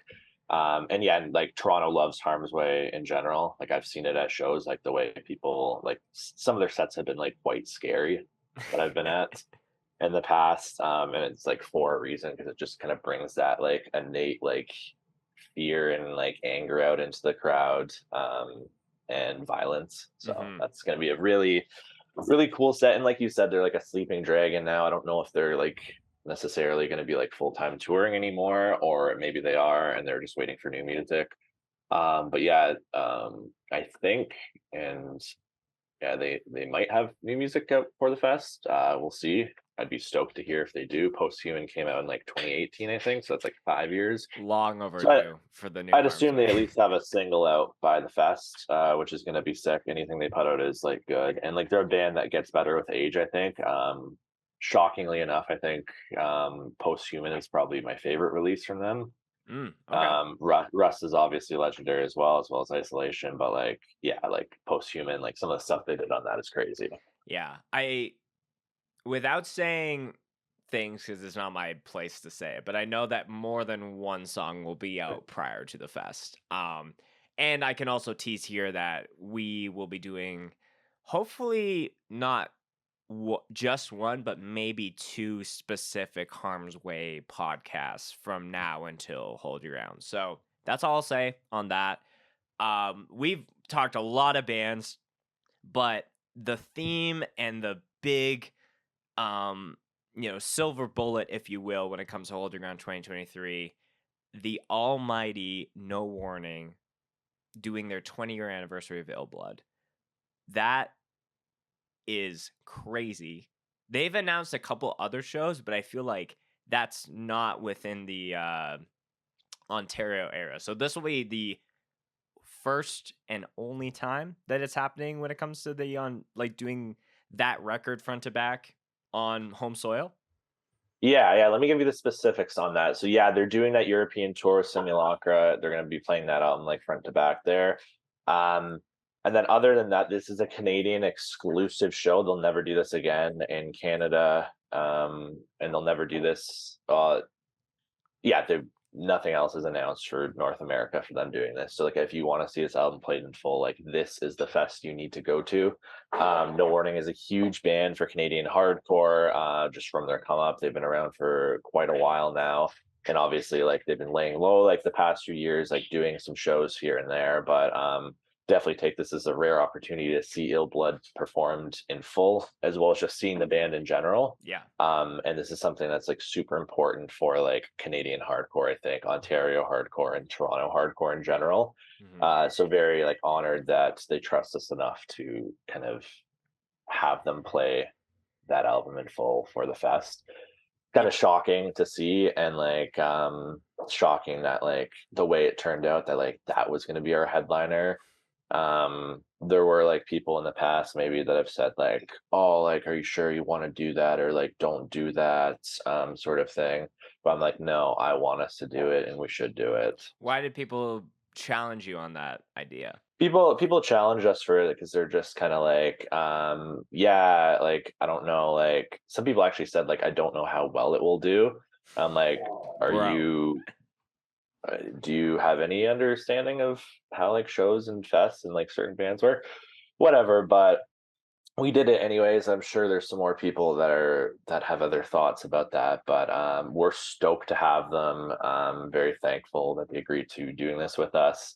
And this is gonna rock. We had tickets on sale yesterday, which was the Friday, March 24th. And tickets have already been selling quite a bit. So get your tickets now, or get whenever you listen to this podcast. I'm sure there'll be some left, like gonna be one, there'll be tickets left by the time this drops, but if there's not, then sorry. We're trying to see if anyone's selling. But yeah, At that very point, it's stoked. sucks to suck. But the ticket link, Jordan, you can jot this down. Is we're gonna put it in the description and the show info. So that will be at the top. Highly recommend going. To your point, as far as the well, first off, I just want to say, yeah, like people making any criticism like that, it's like, okay, well, what sounds better? 19-year anniversary or 21st anniversary of an album or 20?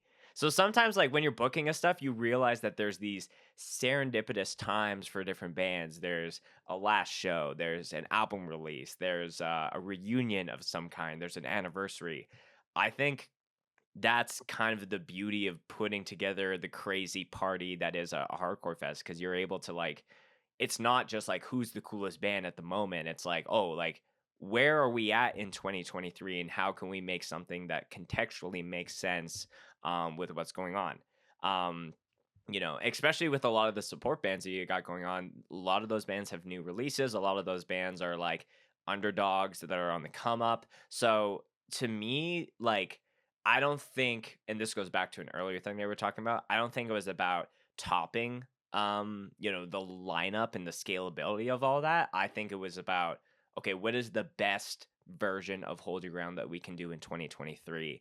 And I think with obviously No Warning being kind of like the um the center of all that when it comes to the anniversary of that inarguably like fantastic record. I think you guys have really knocked it out of the park with all the bands that you're booking. So I'm very excited.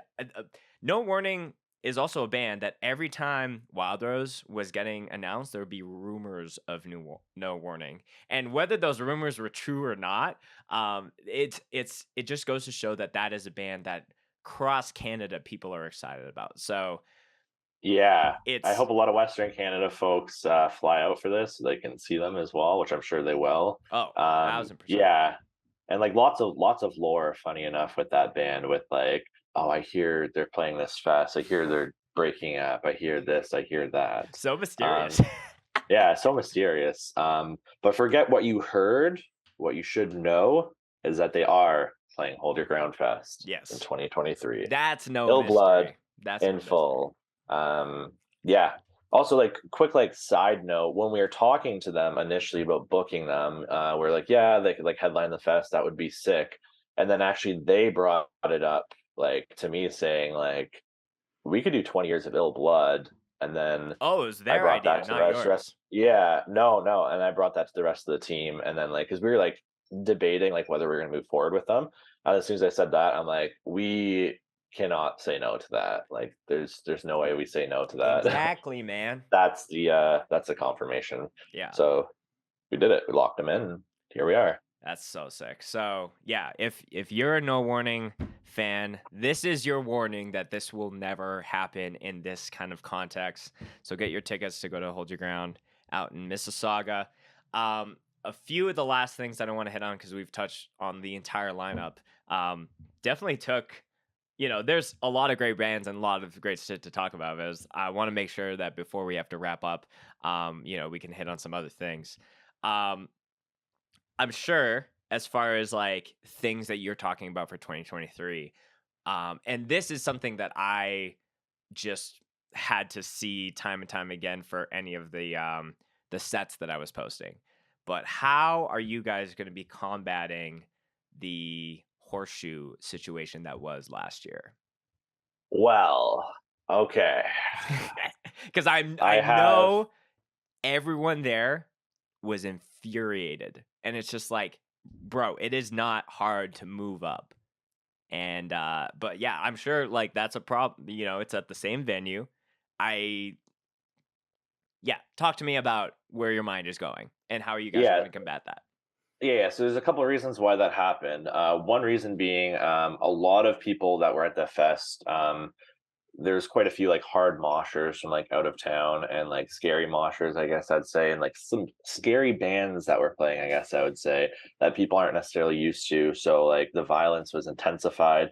So people are a bit more scared of that and they want to stand back or they want to stand off to the side. Or there's people that just don't mosh in general. So they don't want to move up. They want to kind of enjoy it from the back. Secondly, there was an issue with it being like a larger room, and like maybe part of the reason why was because it's like a lights on, like bigger room show that usually doesn't happen in Ontario. So people kind of just wanted to like stay back, sort of thing. Another thing was the capacity we were given for like tickets we could sell was actually quite incorrect. So we've actually been able to sell more tickets this year than last year. So Oh, naturally, okay. the room is going to be filled up more. So in doing so with that, there'll be less of an opportunity for there to be a horseshoe. Hmm. Also, people just love to complain, like anything on Twitter, especially or Instagram. People love to complain about like a horseshoe happening, people not moshing hard enough or whatever. They just like love they don't love saying, "Oh, it's such a great weekend." Like, I can't believe like the team did that. It's just like, nah, there's a horseshoe or Right. like whatever. Funniest comment I saw was like horseshoe from Hold Your Ground gave me COVID. It's like some people got like COVID after the fest or whatever because he's still like running rampant. And Which I to guess just to give you a bit of props, I think every single hardcore fest in 2021 and 2022 at least gave one person COVID. So yeah, you're not the outlier by any means. yeah. It's just that was a funny comment, but I yeah, people mean, just love. Jordan got COVID at Wild Rose, and then he couldn't film Scope 5 the next weekend. So I'm a little bitter against that, but I'm just kidding. I think that's the name of the game. You know, but and obviously no fest can control how people are going to be standing. You know, I think about when Exactly. uh Scott Vogel was on the podcast. He talked about a Vogel invention where it would essentially be one part of the venue like would essentially like close in like trash compactor from Star Wars and push people up, like physically push people up. Yeah, But like no one's gonna actually be doing that. But I think with what you said, like with the venue maybe giving you the incorrect numbers of how many bodies you can put in that said room, naturally when there is going to be more people, that horseshoe will get diminished that much more. And if I'm being completely honest, most festivals that I've seen, as far as the video wise, there is a shift happening where there is more people up at the front. There's the attendance to create it where it's like people are going to be more up there. So I know it's going to exist at every single fest to varying degrees, but I hope that 2023 is the start of a shift of like less dynamic horseshoes and more like people up at the front who are going to be the sandbags, so to speak, for people who want to. Because that was the thing at Hold Your Ground. It was like there are bands that deserve incredible stage dives, but there's not a setup right now for people to do so. we're also working on like a platform to increase the stage like width, Hmm. so we can actually encourage more stage dives. So that's something we might be doing, not confirmed yet, but we already spoke about it. So that would definitely encourage more stage dives, very similar to like what was going on at like Sound and Fury last year or like LDB this year, sort of thing. Right. Yeah, that would definitely help the case with that. It also takes up more room, so less room for people to have that open space, less horseshoe. Bada bing, bada boom. Bada bing, bada boom. Um, One of the last fest questions I can ask you before we hit on some cohesion stuff really quick. Pain of Truth, day one. was it justified? Was it justified? You know what I I'm don't know if I talking want to. about? I don't know if I want to say it on the air. But it wasn't not justify. I mean, like you know that saying people say where it's like fuck around and find out. Yes. Fuck around and find out, I guess. Hmm. Yeah, if you know, you know, I guess. If But you know, I'm trying to keep it elusive for multiple yeah, people here. yeah, that's the pain of truth. That is Is the all I can pain say. of truth. That's right. Dude, I will. This will be the last thing, and then we'll move on. There, there's an edit on my desktop right here that gives the full context to that entire scenario of things, and the altercation is maybe point is like an eighth of it, and the rest of it is like this dude who I don't know. I'm not gonna try to put on my blast, but he's just like going around and doing this stuff. So context matters versus just one singular photo that you see on Twitter. So let's just say that. But yeah, fuck around and find out. That's the pain of the truth. Let's talk about cohesion music. Yeah, let's talk So about it. yeah, so you guys put out an album at the very end of last year, Distorted Vision, um, Distorted with a Z as well. So I always love when bands do that. One of my favorite bands right now is called Winter Circle, and they don't use S's; they only use Z's. So quick plug to them. Yeah. But yeah, as far as the putting that out, getting to play a number of shows with that music out and seeing the response to it. How's that been for y'all so far? Yeah, so it's been great. So we put that out last November. We were actually supposed to do our like initial release show for that in November, but then our drummer Alex like got hit by a car and he broke his arm. So we had to delay that. But what we didn't delay is our run we had planned with Prowl. So that was a few weeks after we put out the EP.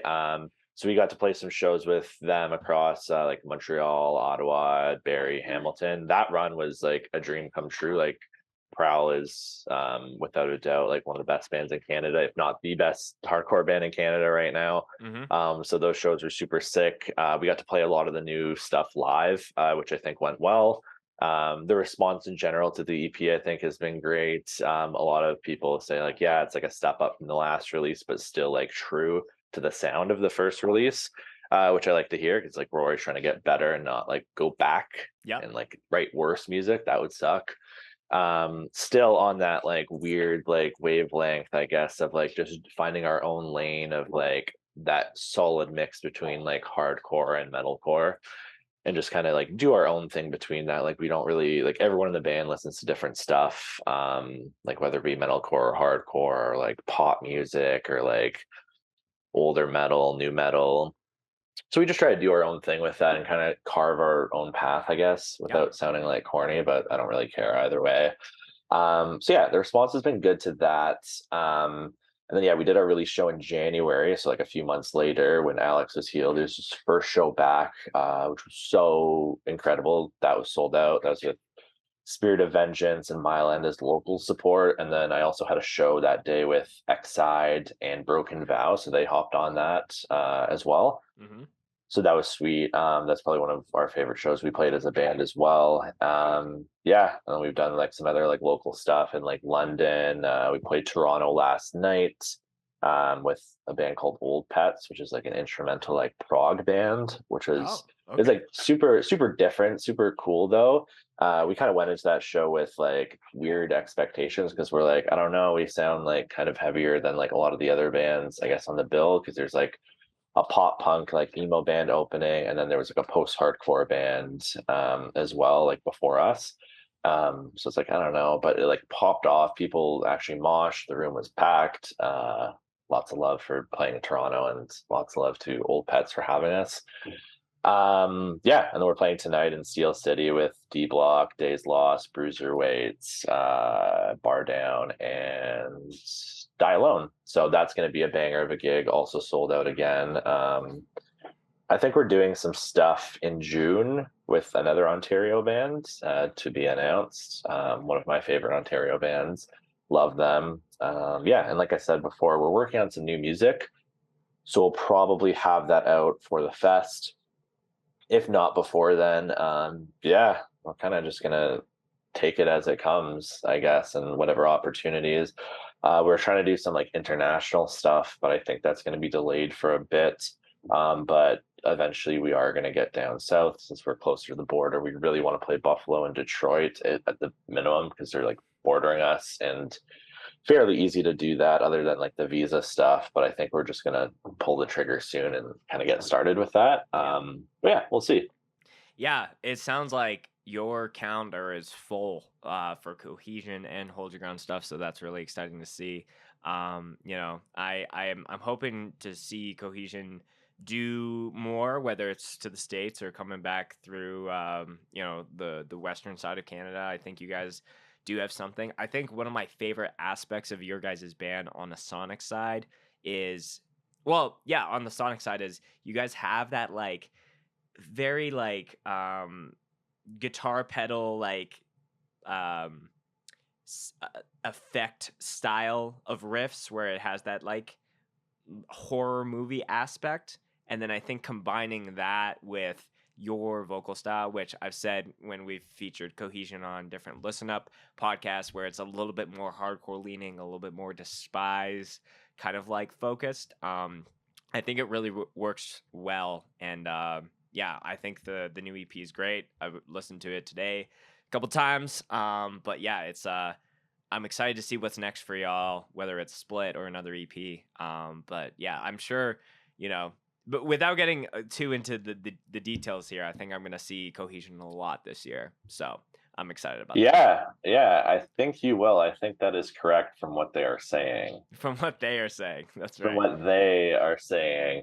But yeah, thank you. Thanks so much for the kind words on us. And I think you like really nailed like what the sound we're going for. And like, yeah, all the like the weird pedal stuff, that's all like Peter and Colin, our guitar players, like they're like freaks with that shit and it Hmm. sounds so cool. And then like samples during our set, like Colin always just like whips up these like weird, creepy samples and we like try to switch it up like every set essentially. And like I love that sort of aspect of our music. Yeah, fucking Dan's a crazy bass player. He's always jumping around on stage, and Alex is an awesome drummer. So yeah, I think just like as a unit, yeah, we've like really solidified like our stage presence and our like shows in the last couple shows we've been doing. So very stoked on that and getting closer to where we want to be like on our recorded music and our writing style. Always willing to try new things, but we're always trying to like hammer down on what works and what doesn't work, sort of thing. Totally. Before we start to wrap up here, Kyle, last question is I want you to make two, because it's your second year of the fest. I want you to make two hold your ground predictions. So, and that could be anything wherever your mind goes. And that could be so and so's band gets a good reaction. We get to do X based off of that. Anything that you would selfishly like to see happen. Okay, so two predictions selfishly. Um, One of them, okay, selfishly, one of them being that, so just to put it out there, we are most likely adding at least a couple more bands to the fest to be To the determined. main days To the or main okay. days. We Okay. also have a pre-show Thursday, the 21st at Hard Luck. Lineup will be sorted and announced later with day by day lineups at the same time and day by day tickets for anyone wondering. Because I know people have been asking. But yeah, selfishly, hopefully, because there have been already some other bands like hitting us up, I guess, maybe to get that final spot, some like bands we didn't think would want to play a sort of thing. So hopefully we get to add like one or two of them, let's say. Hmm. Um, so that's like on like the positive side. And then another prediction is somebody at this fest is gonna get canceled for moshing. Like actually like there's gonna be like Kind of how uh Blaine was getting canceled because of how he was moshing at Montreal Madhouse. yeah, A I think similar something like vibe. that's gonna Okay. happen. Yeah, something like that's bound to happen, or I don't know, some stupid shit, some like Twitter discourse. Well, yeah, that's I got bound to happen, but I feel yeah, like someone getting canceled for moshing just is, I want people to mosh so irresponsibly Yeah. for my fest, which is, yeah, I want the same thing for my events. Yeah. Or and like another like or like prediction or like hope, I guess, for the fest is like I want people to really understand that like you need to be hitting Ontario if you're in a hardcore band from the States or internationally. And like it's like a no, like you can't sit, like it's a no, what's the word I'm looking for? My brain is fried. Like no arguments to that. Like you have to. It's a Like no-brainer. without a doubt, what no-brainer, yeah. Yeah. Like if you're routing a tour and you're playing Buffalo or Detroit and you're just like not hitting Canada and you have members that can get into Canada, like I think you're doing a disservice in Mhm. a way to yourself because it's like there's a different group of people up here. Like not everyone just travels across the border to the States for shows. Like some do, but like not everyone can. So like you're missing a whole ass market of people here, especially in Toronto and Hamilton. Yeah, Ontario hardcore in general, and Montreal is popping off as well.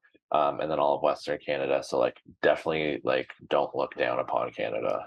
Yeah, and to your point there, I don't know if this is on purpose as far as why the fest is in Mississauga and not Toronto. Obviously, there's a multitude of reasons that I think that we've talked about, but I do think that if you are listening to this, because I'm sure a lot of people from the Southern Ontario scene as a whole, whether you're from Brampton or St. Catharines or Kitchener or Windsor or Barrie or wherever the fuck that you're from, if you're from the Southern Ontario sphere, coming to Hold Your Ground, going off for the bands, making connections. I think Hold Your Ground is showcasing not just what Toronto hardcore is all about, it's showcasing what Ontario hardcore is all about. And people bands talk when good things happen or bad things happen via any fest. That has a trickle down effect to when those bands go back to their specific scenes, right? So I think that if you are riding for your scene, whether you're in one of the bands that are playing, or you're just an attendee and you want to just pit, not to be canceled, but pitting of that magnitude, um you never know who the person in Dead Heat is going to talk to when they go back to California, or the person in Harm's Way when they go back to Chicago, or the members of End It when they go back to Baltimore, about what their experience was like. And that will inspire and have it where, there might be connections from 2023 that have an effect for the 2024 lineup, but also just bands who are just like, I just want to go to Ontario. It doesn't even need to be for Hold Your Ground specifically. I just I'm seeing these videos, I'm hearing what my friends are saying, and I need to book a tour there. I need to book a show there. Um, so I think what Hold Your Ground and Hold Your Ground is just one great example of the dedicated people within the scene there that are really making that shift and like flying that flag and bearing that torch, as we said at the beginning of this episode. Obviously other people like the Steel City Hardcore crew, I have a lot of love for them, but I am really excited about not only the events of this year's Hold Your Ground Fest, but also what that's going to do in perpetuity for years to come. Yeah. Yeah, it's what it's all about. We're trying to like make a difference, make like a splash here and just kind of like welcome anyone who like wants to come check out the fest or like play the fest maybe in coming years or just come here and play shows in general, route tours here. Yeah, we're super open to it. We want to work with like as many people as possible, different bands, different people in general, make friends, make connections, anything like yeah, and it's all about carrying the torch of like what has happened in the years prior. Like we've had fests in Ontario, we had Heart Fests, we had it was like Streets Ahead Fest at that one point. Not Dead Yet Fest did that thing with like different venues and whatnot, but that was still really cool. And then yeah, and now we have Hold Your Ground Fest, and I want to continue this and carry that torch for years to come because hardcore is literally at the best place I think it's been in Ontario since I got into it at least, which was like 2012 or whatever, something around there. And yeah, I'm very happy to play a small part in it and to be able to play shows with Cohesion, put on shows with Solace or Hold Your Ground, and just kind of go to shows that I'm not putting on as well. Like I go to as many shows as I can. I live downtown. So yeah.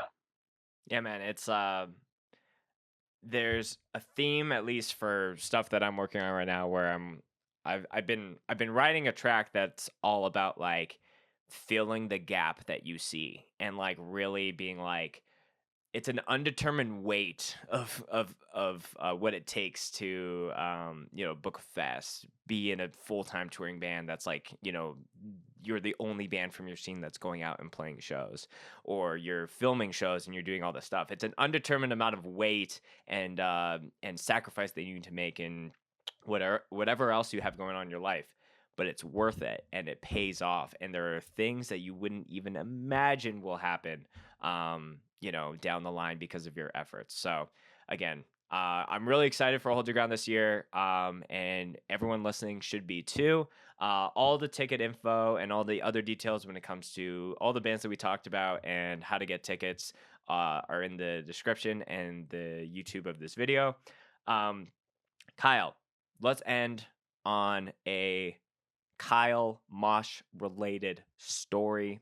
It's the signature thing that we end every single episode. So that could be you related, Cohesion related, anything that you just saw for any of your many shows within the Ontario hardcore scene.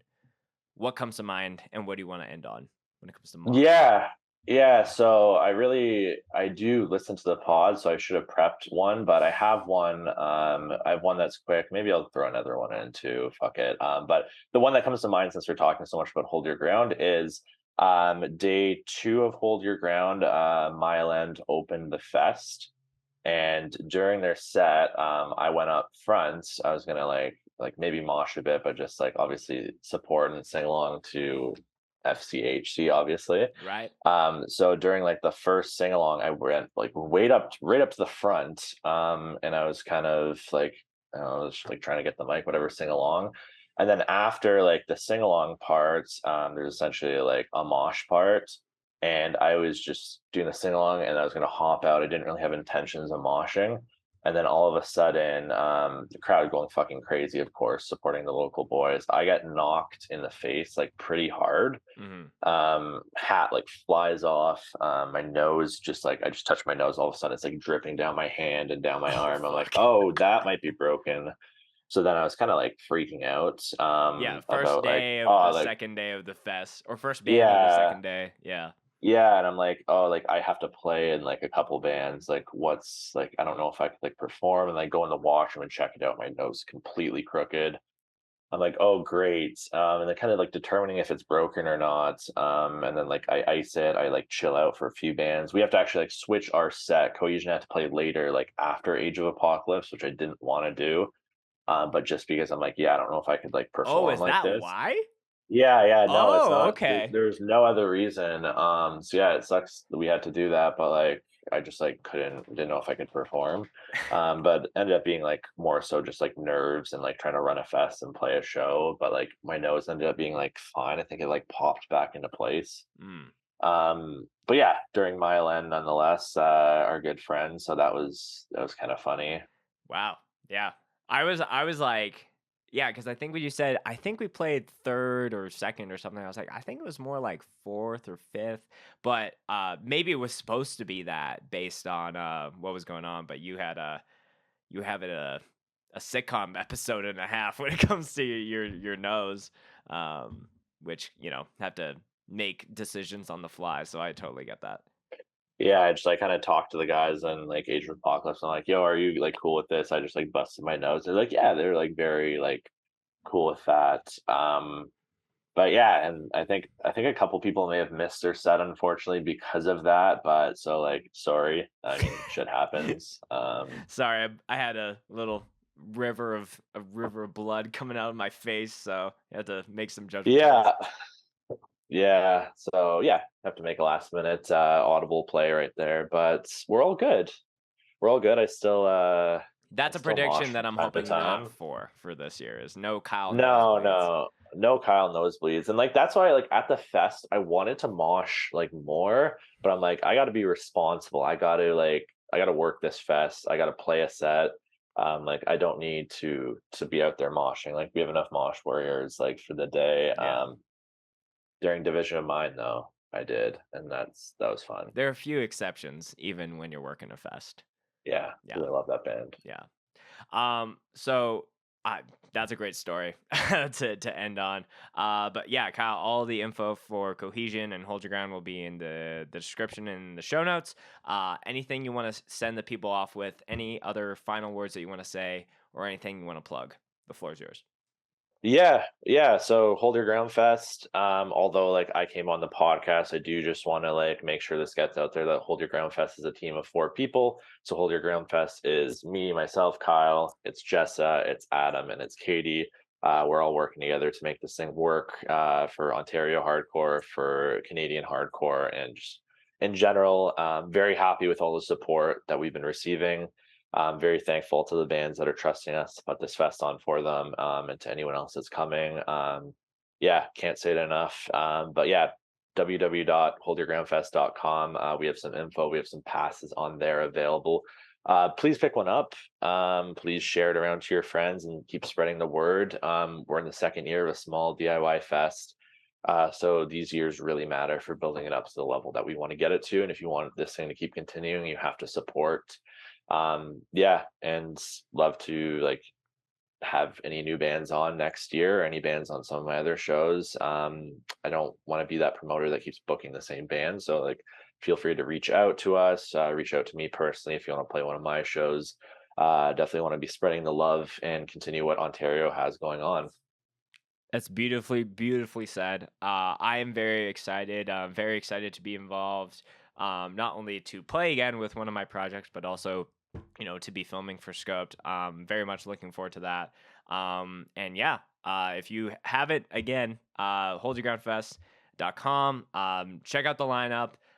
If this if you've never gone to Canada for a show or a fest, I feel like this is one of those events that you should really consider doing so. Doesn't hurt to get a passport and then you can come at any point. It's such a weird thing for Canadians. We all like it's normal for us to have passports, but there's so many Americans that Yeah, are like, I've never even thought about that until what's happening now. So, definitely check it out. Go listen to Cohesion's new record, Distorted Vision. And Kyle, great to see you, and thanks for coming on the pod. yeah. Thanks so much for having me.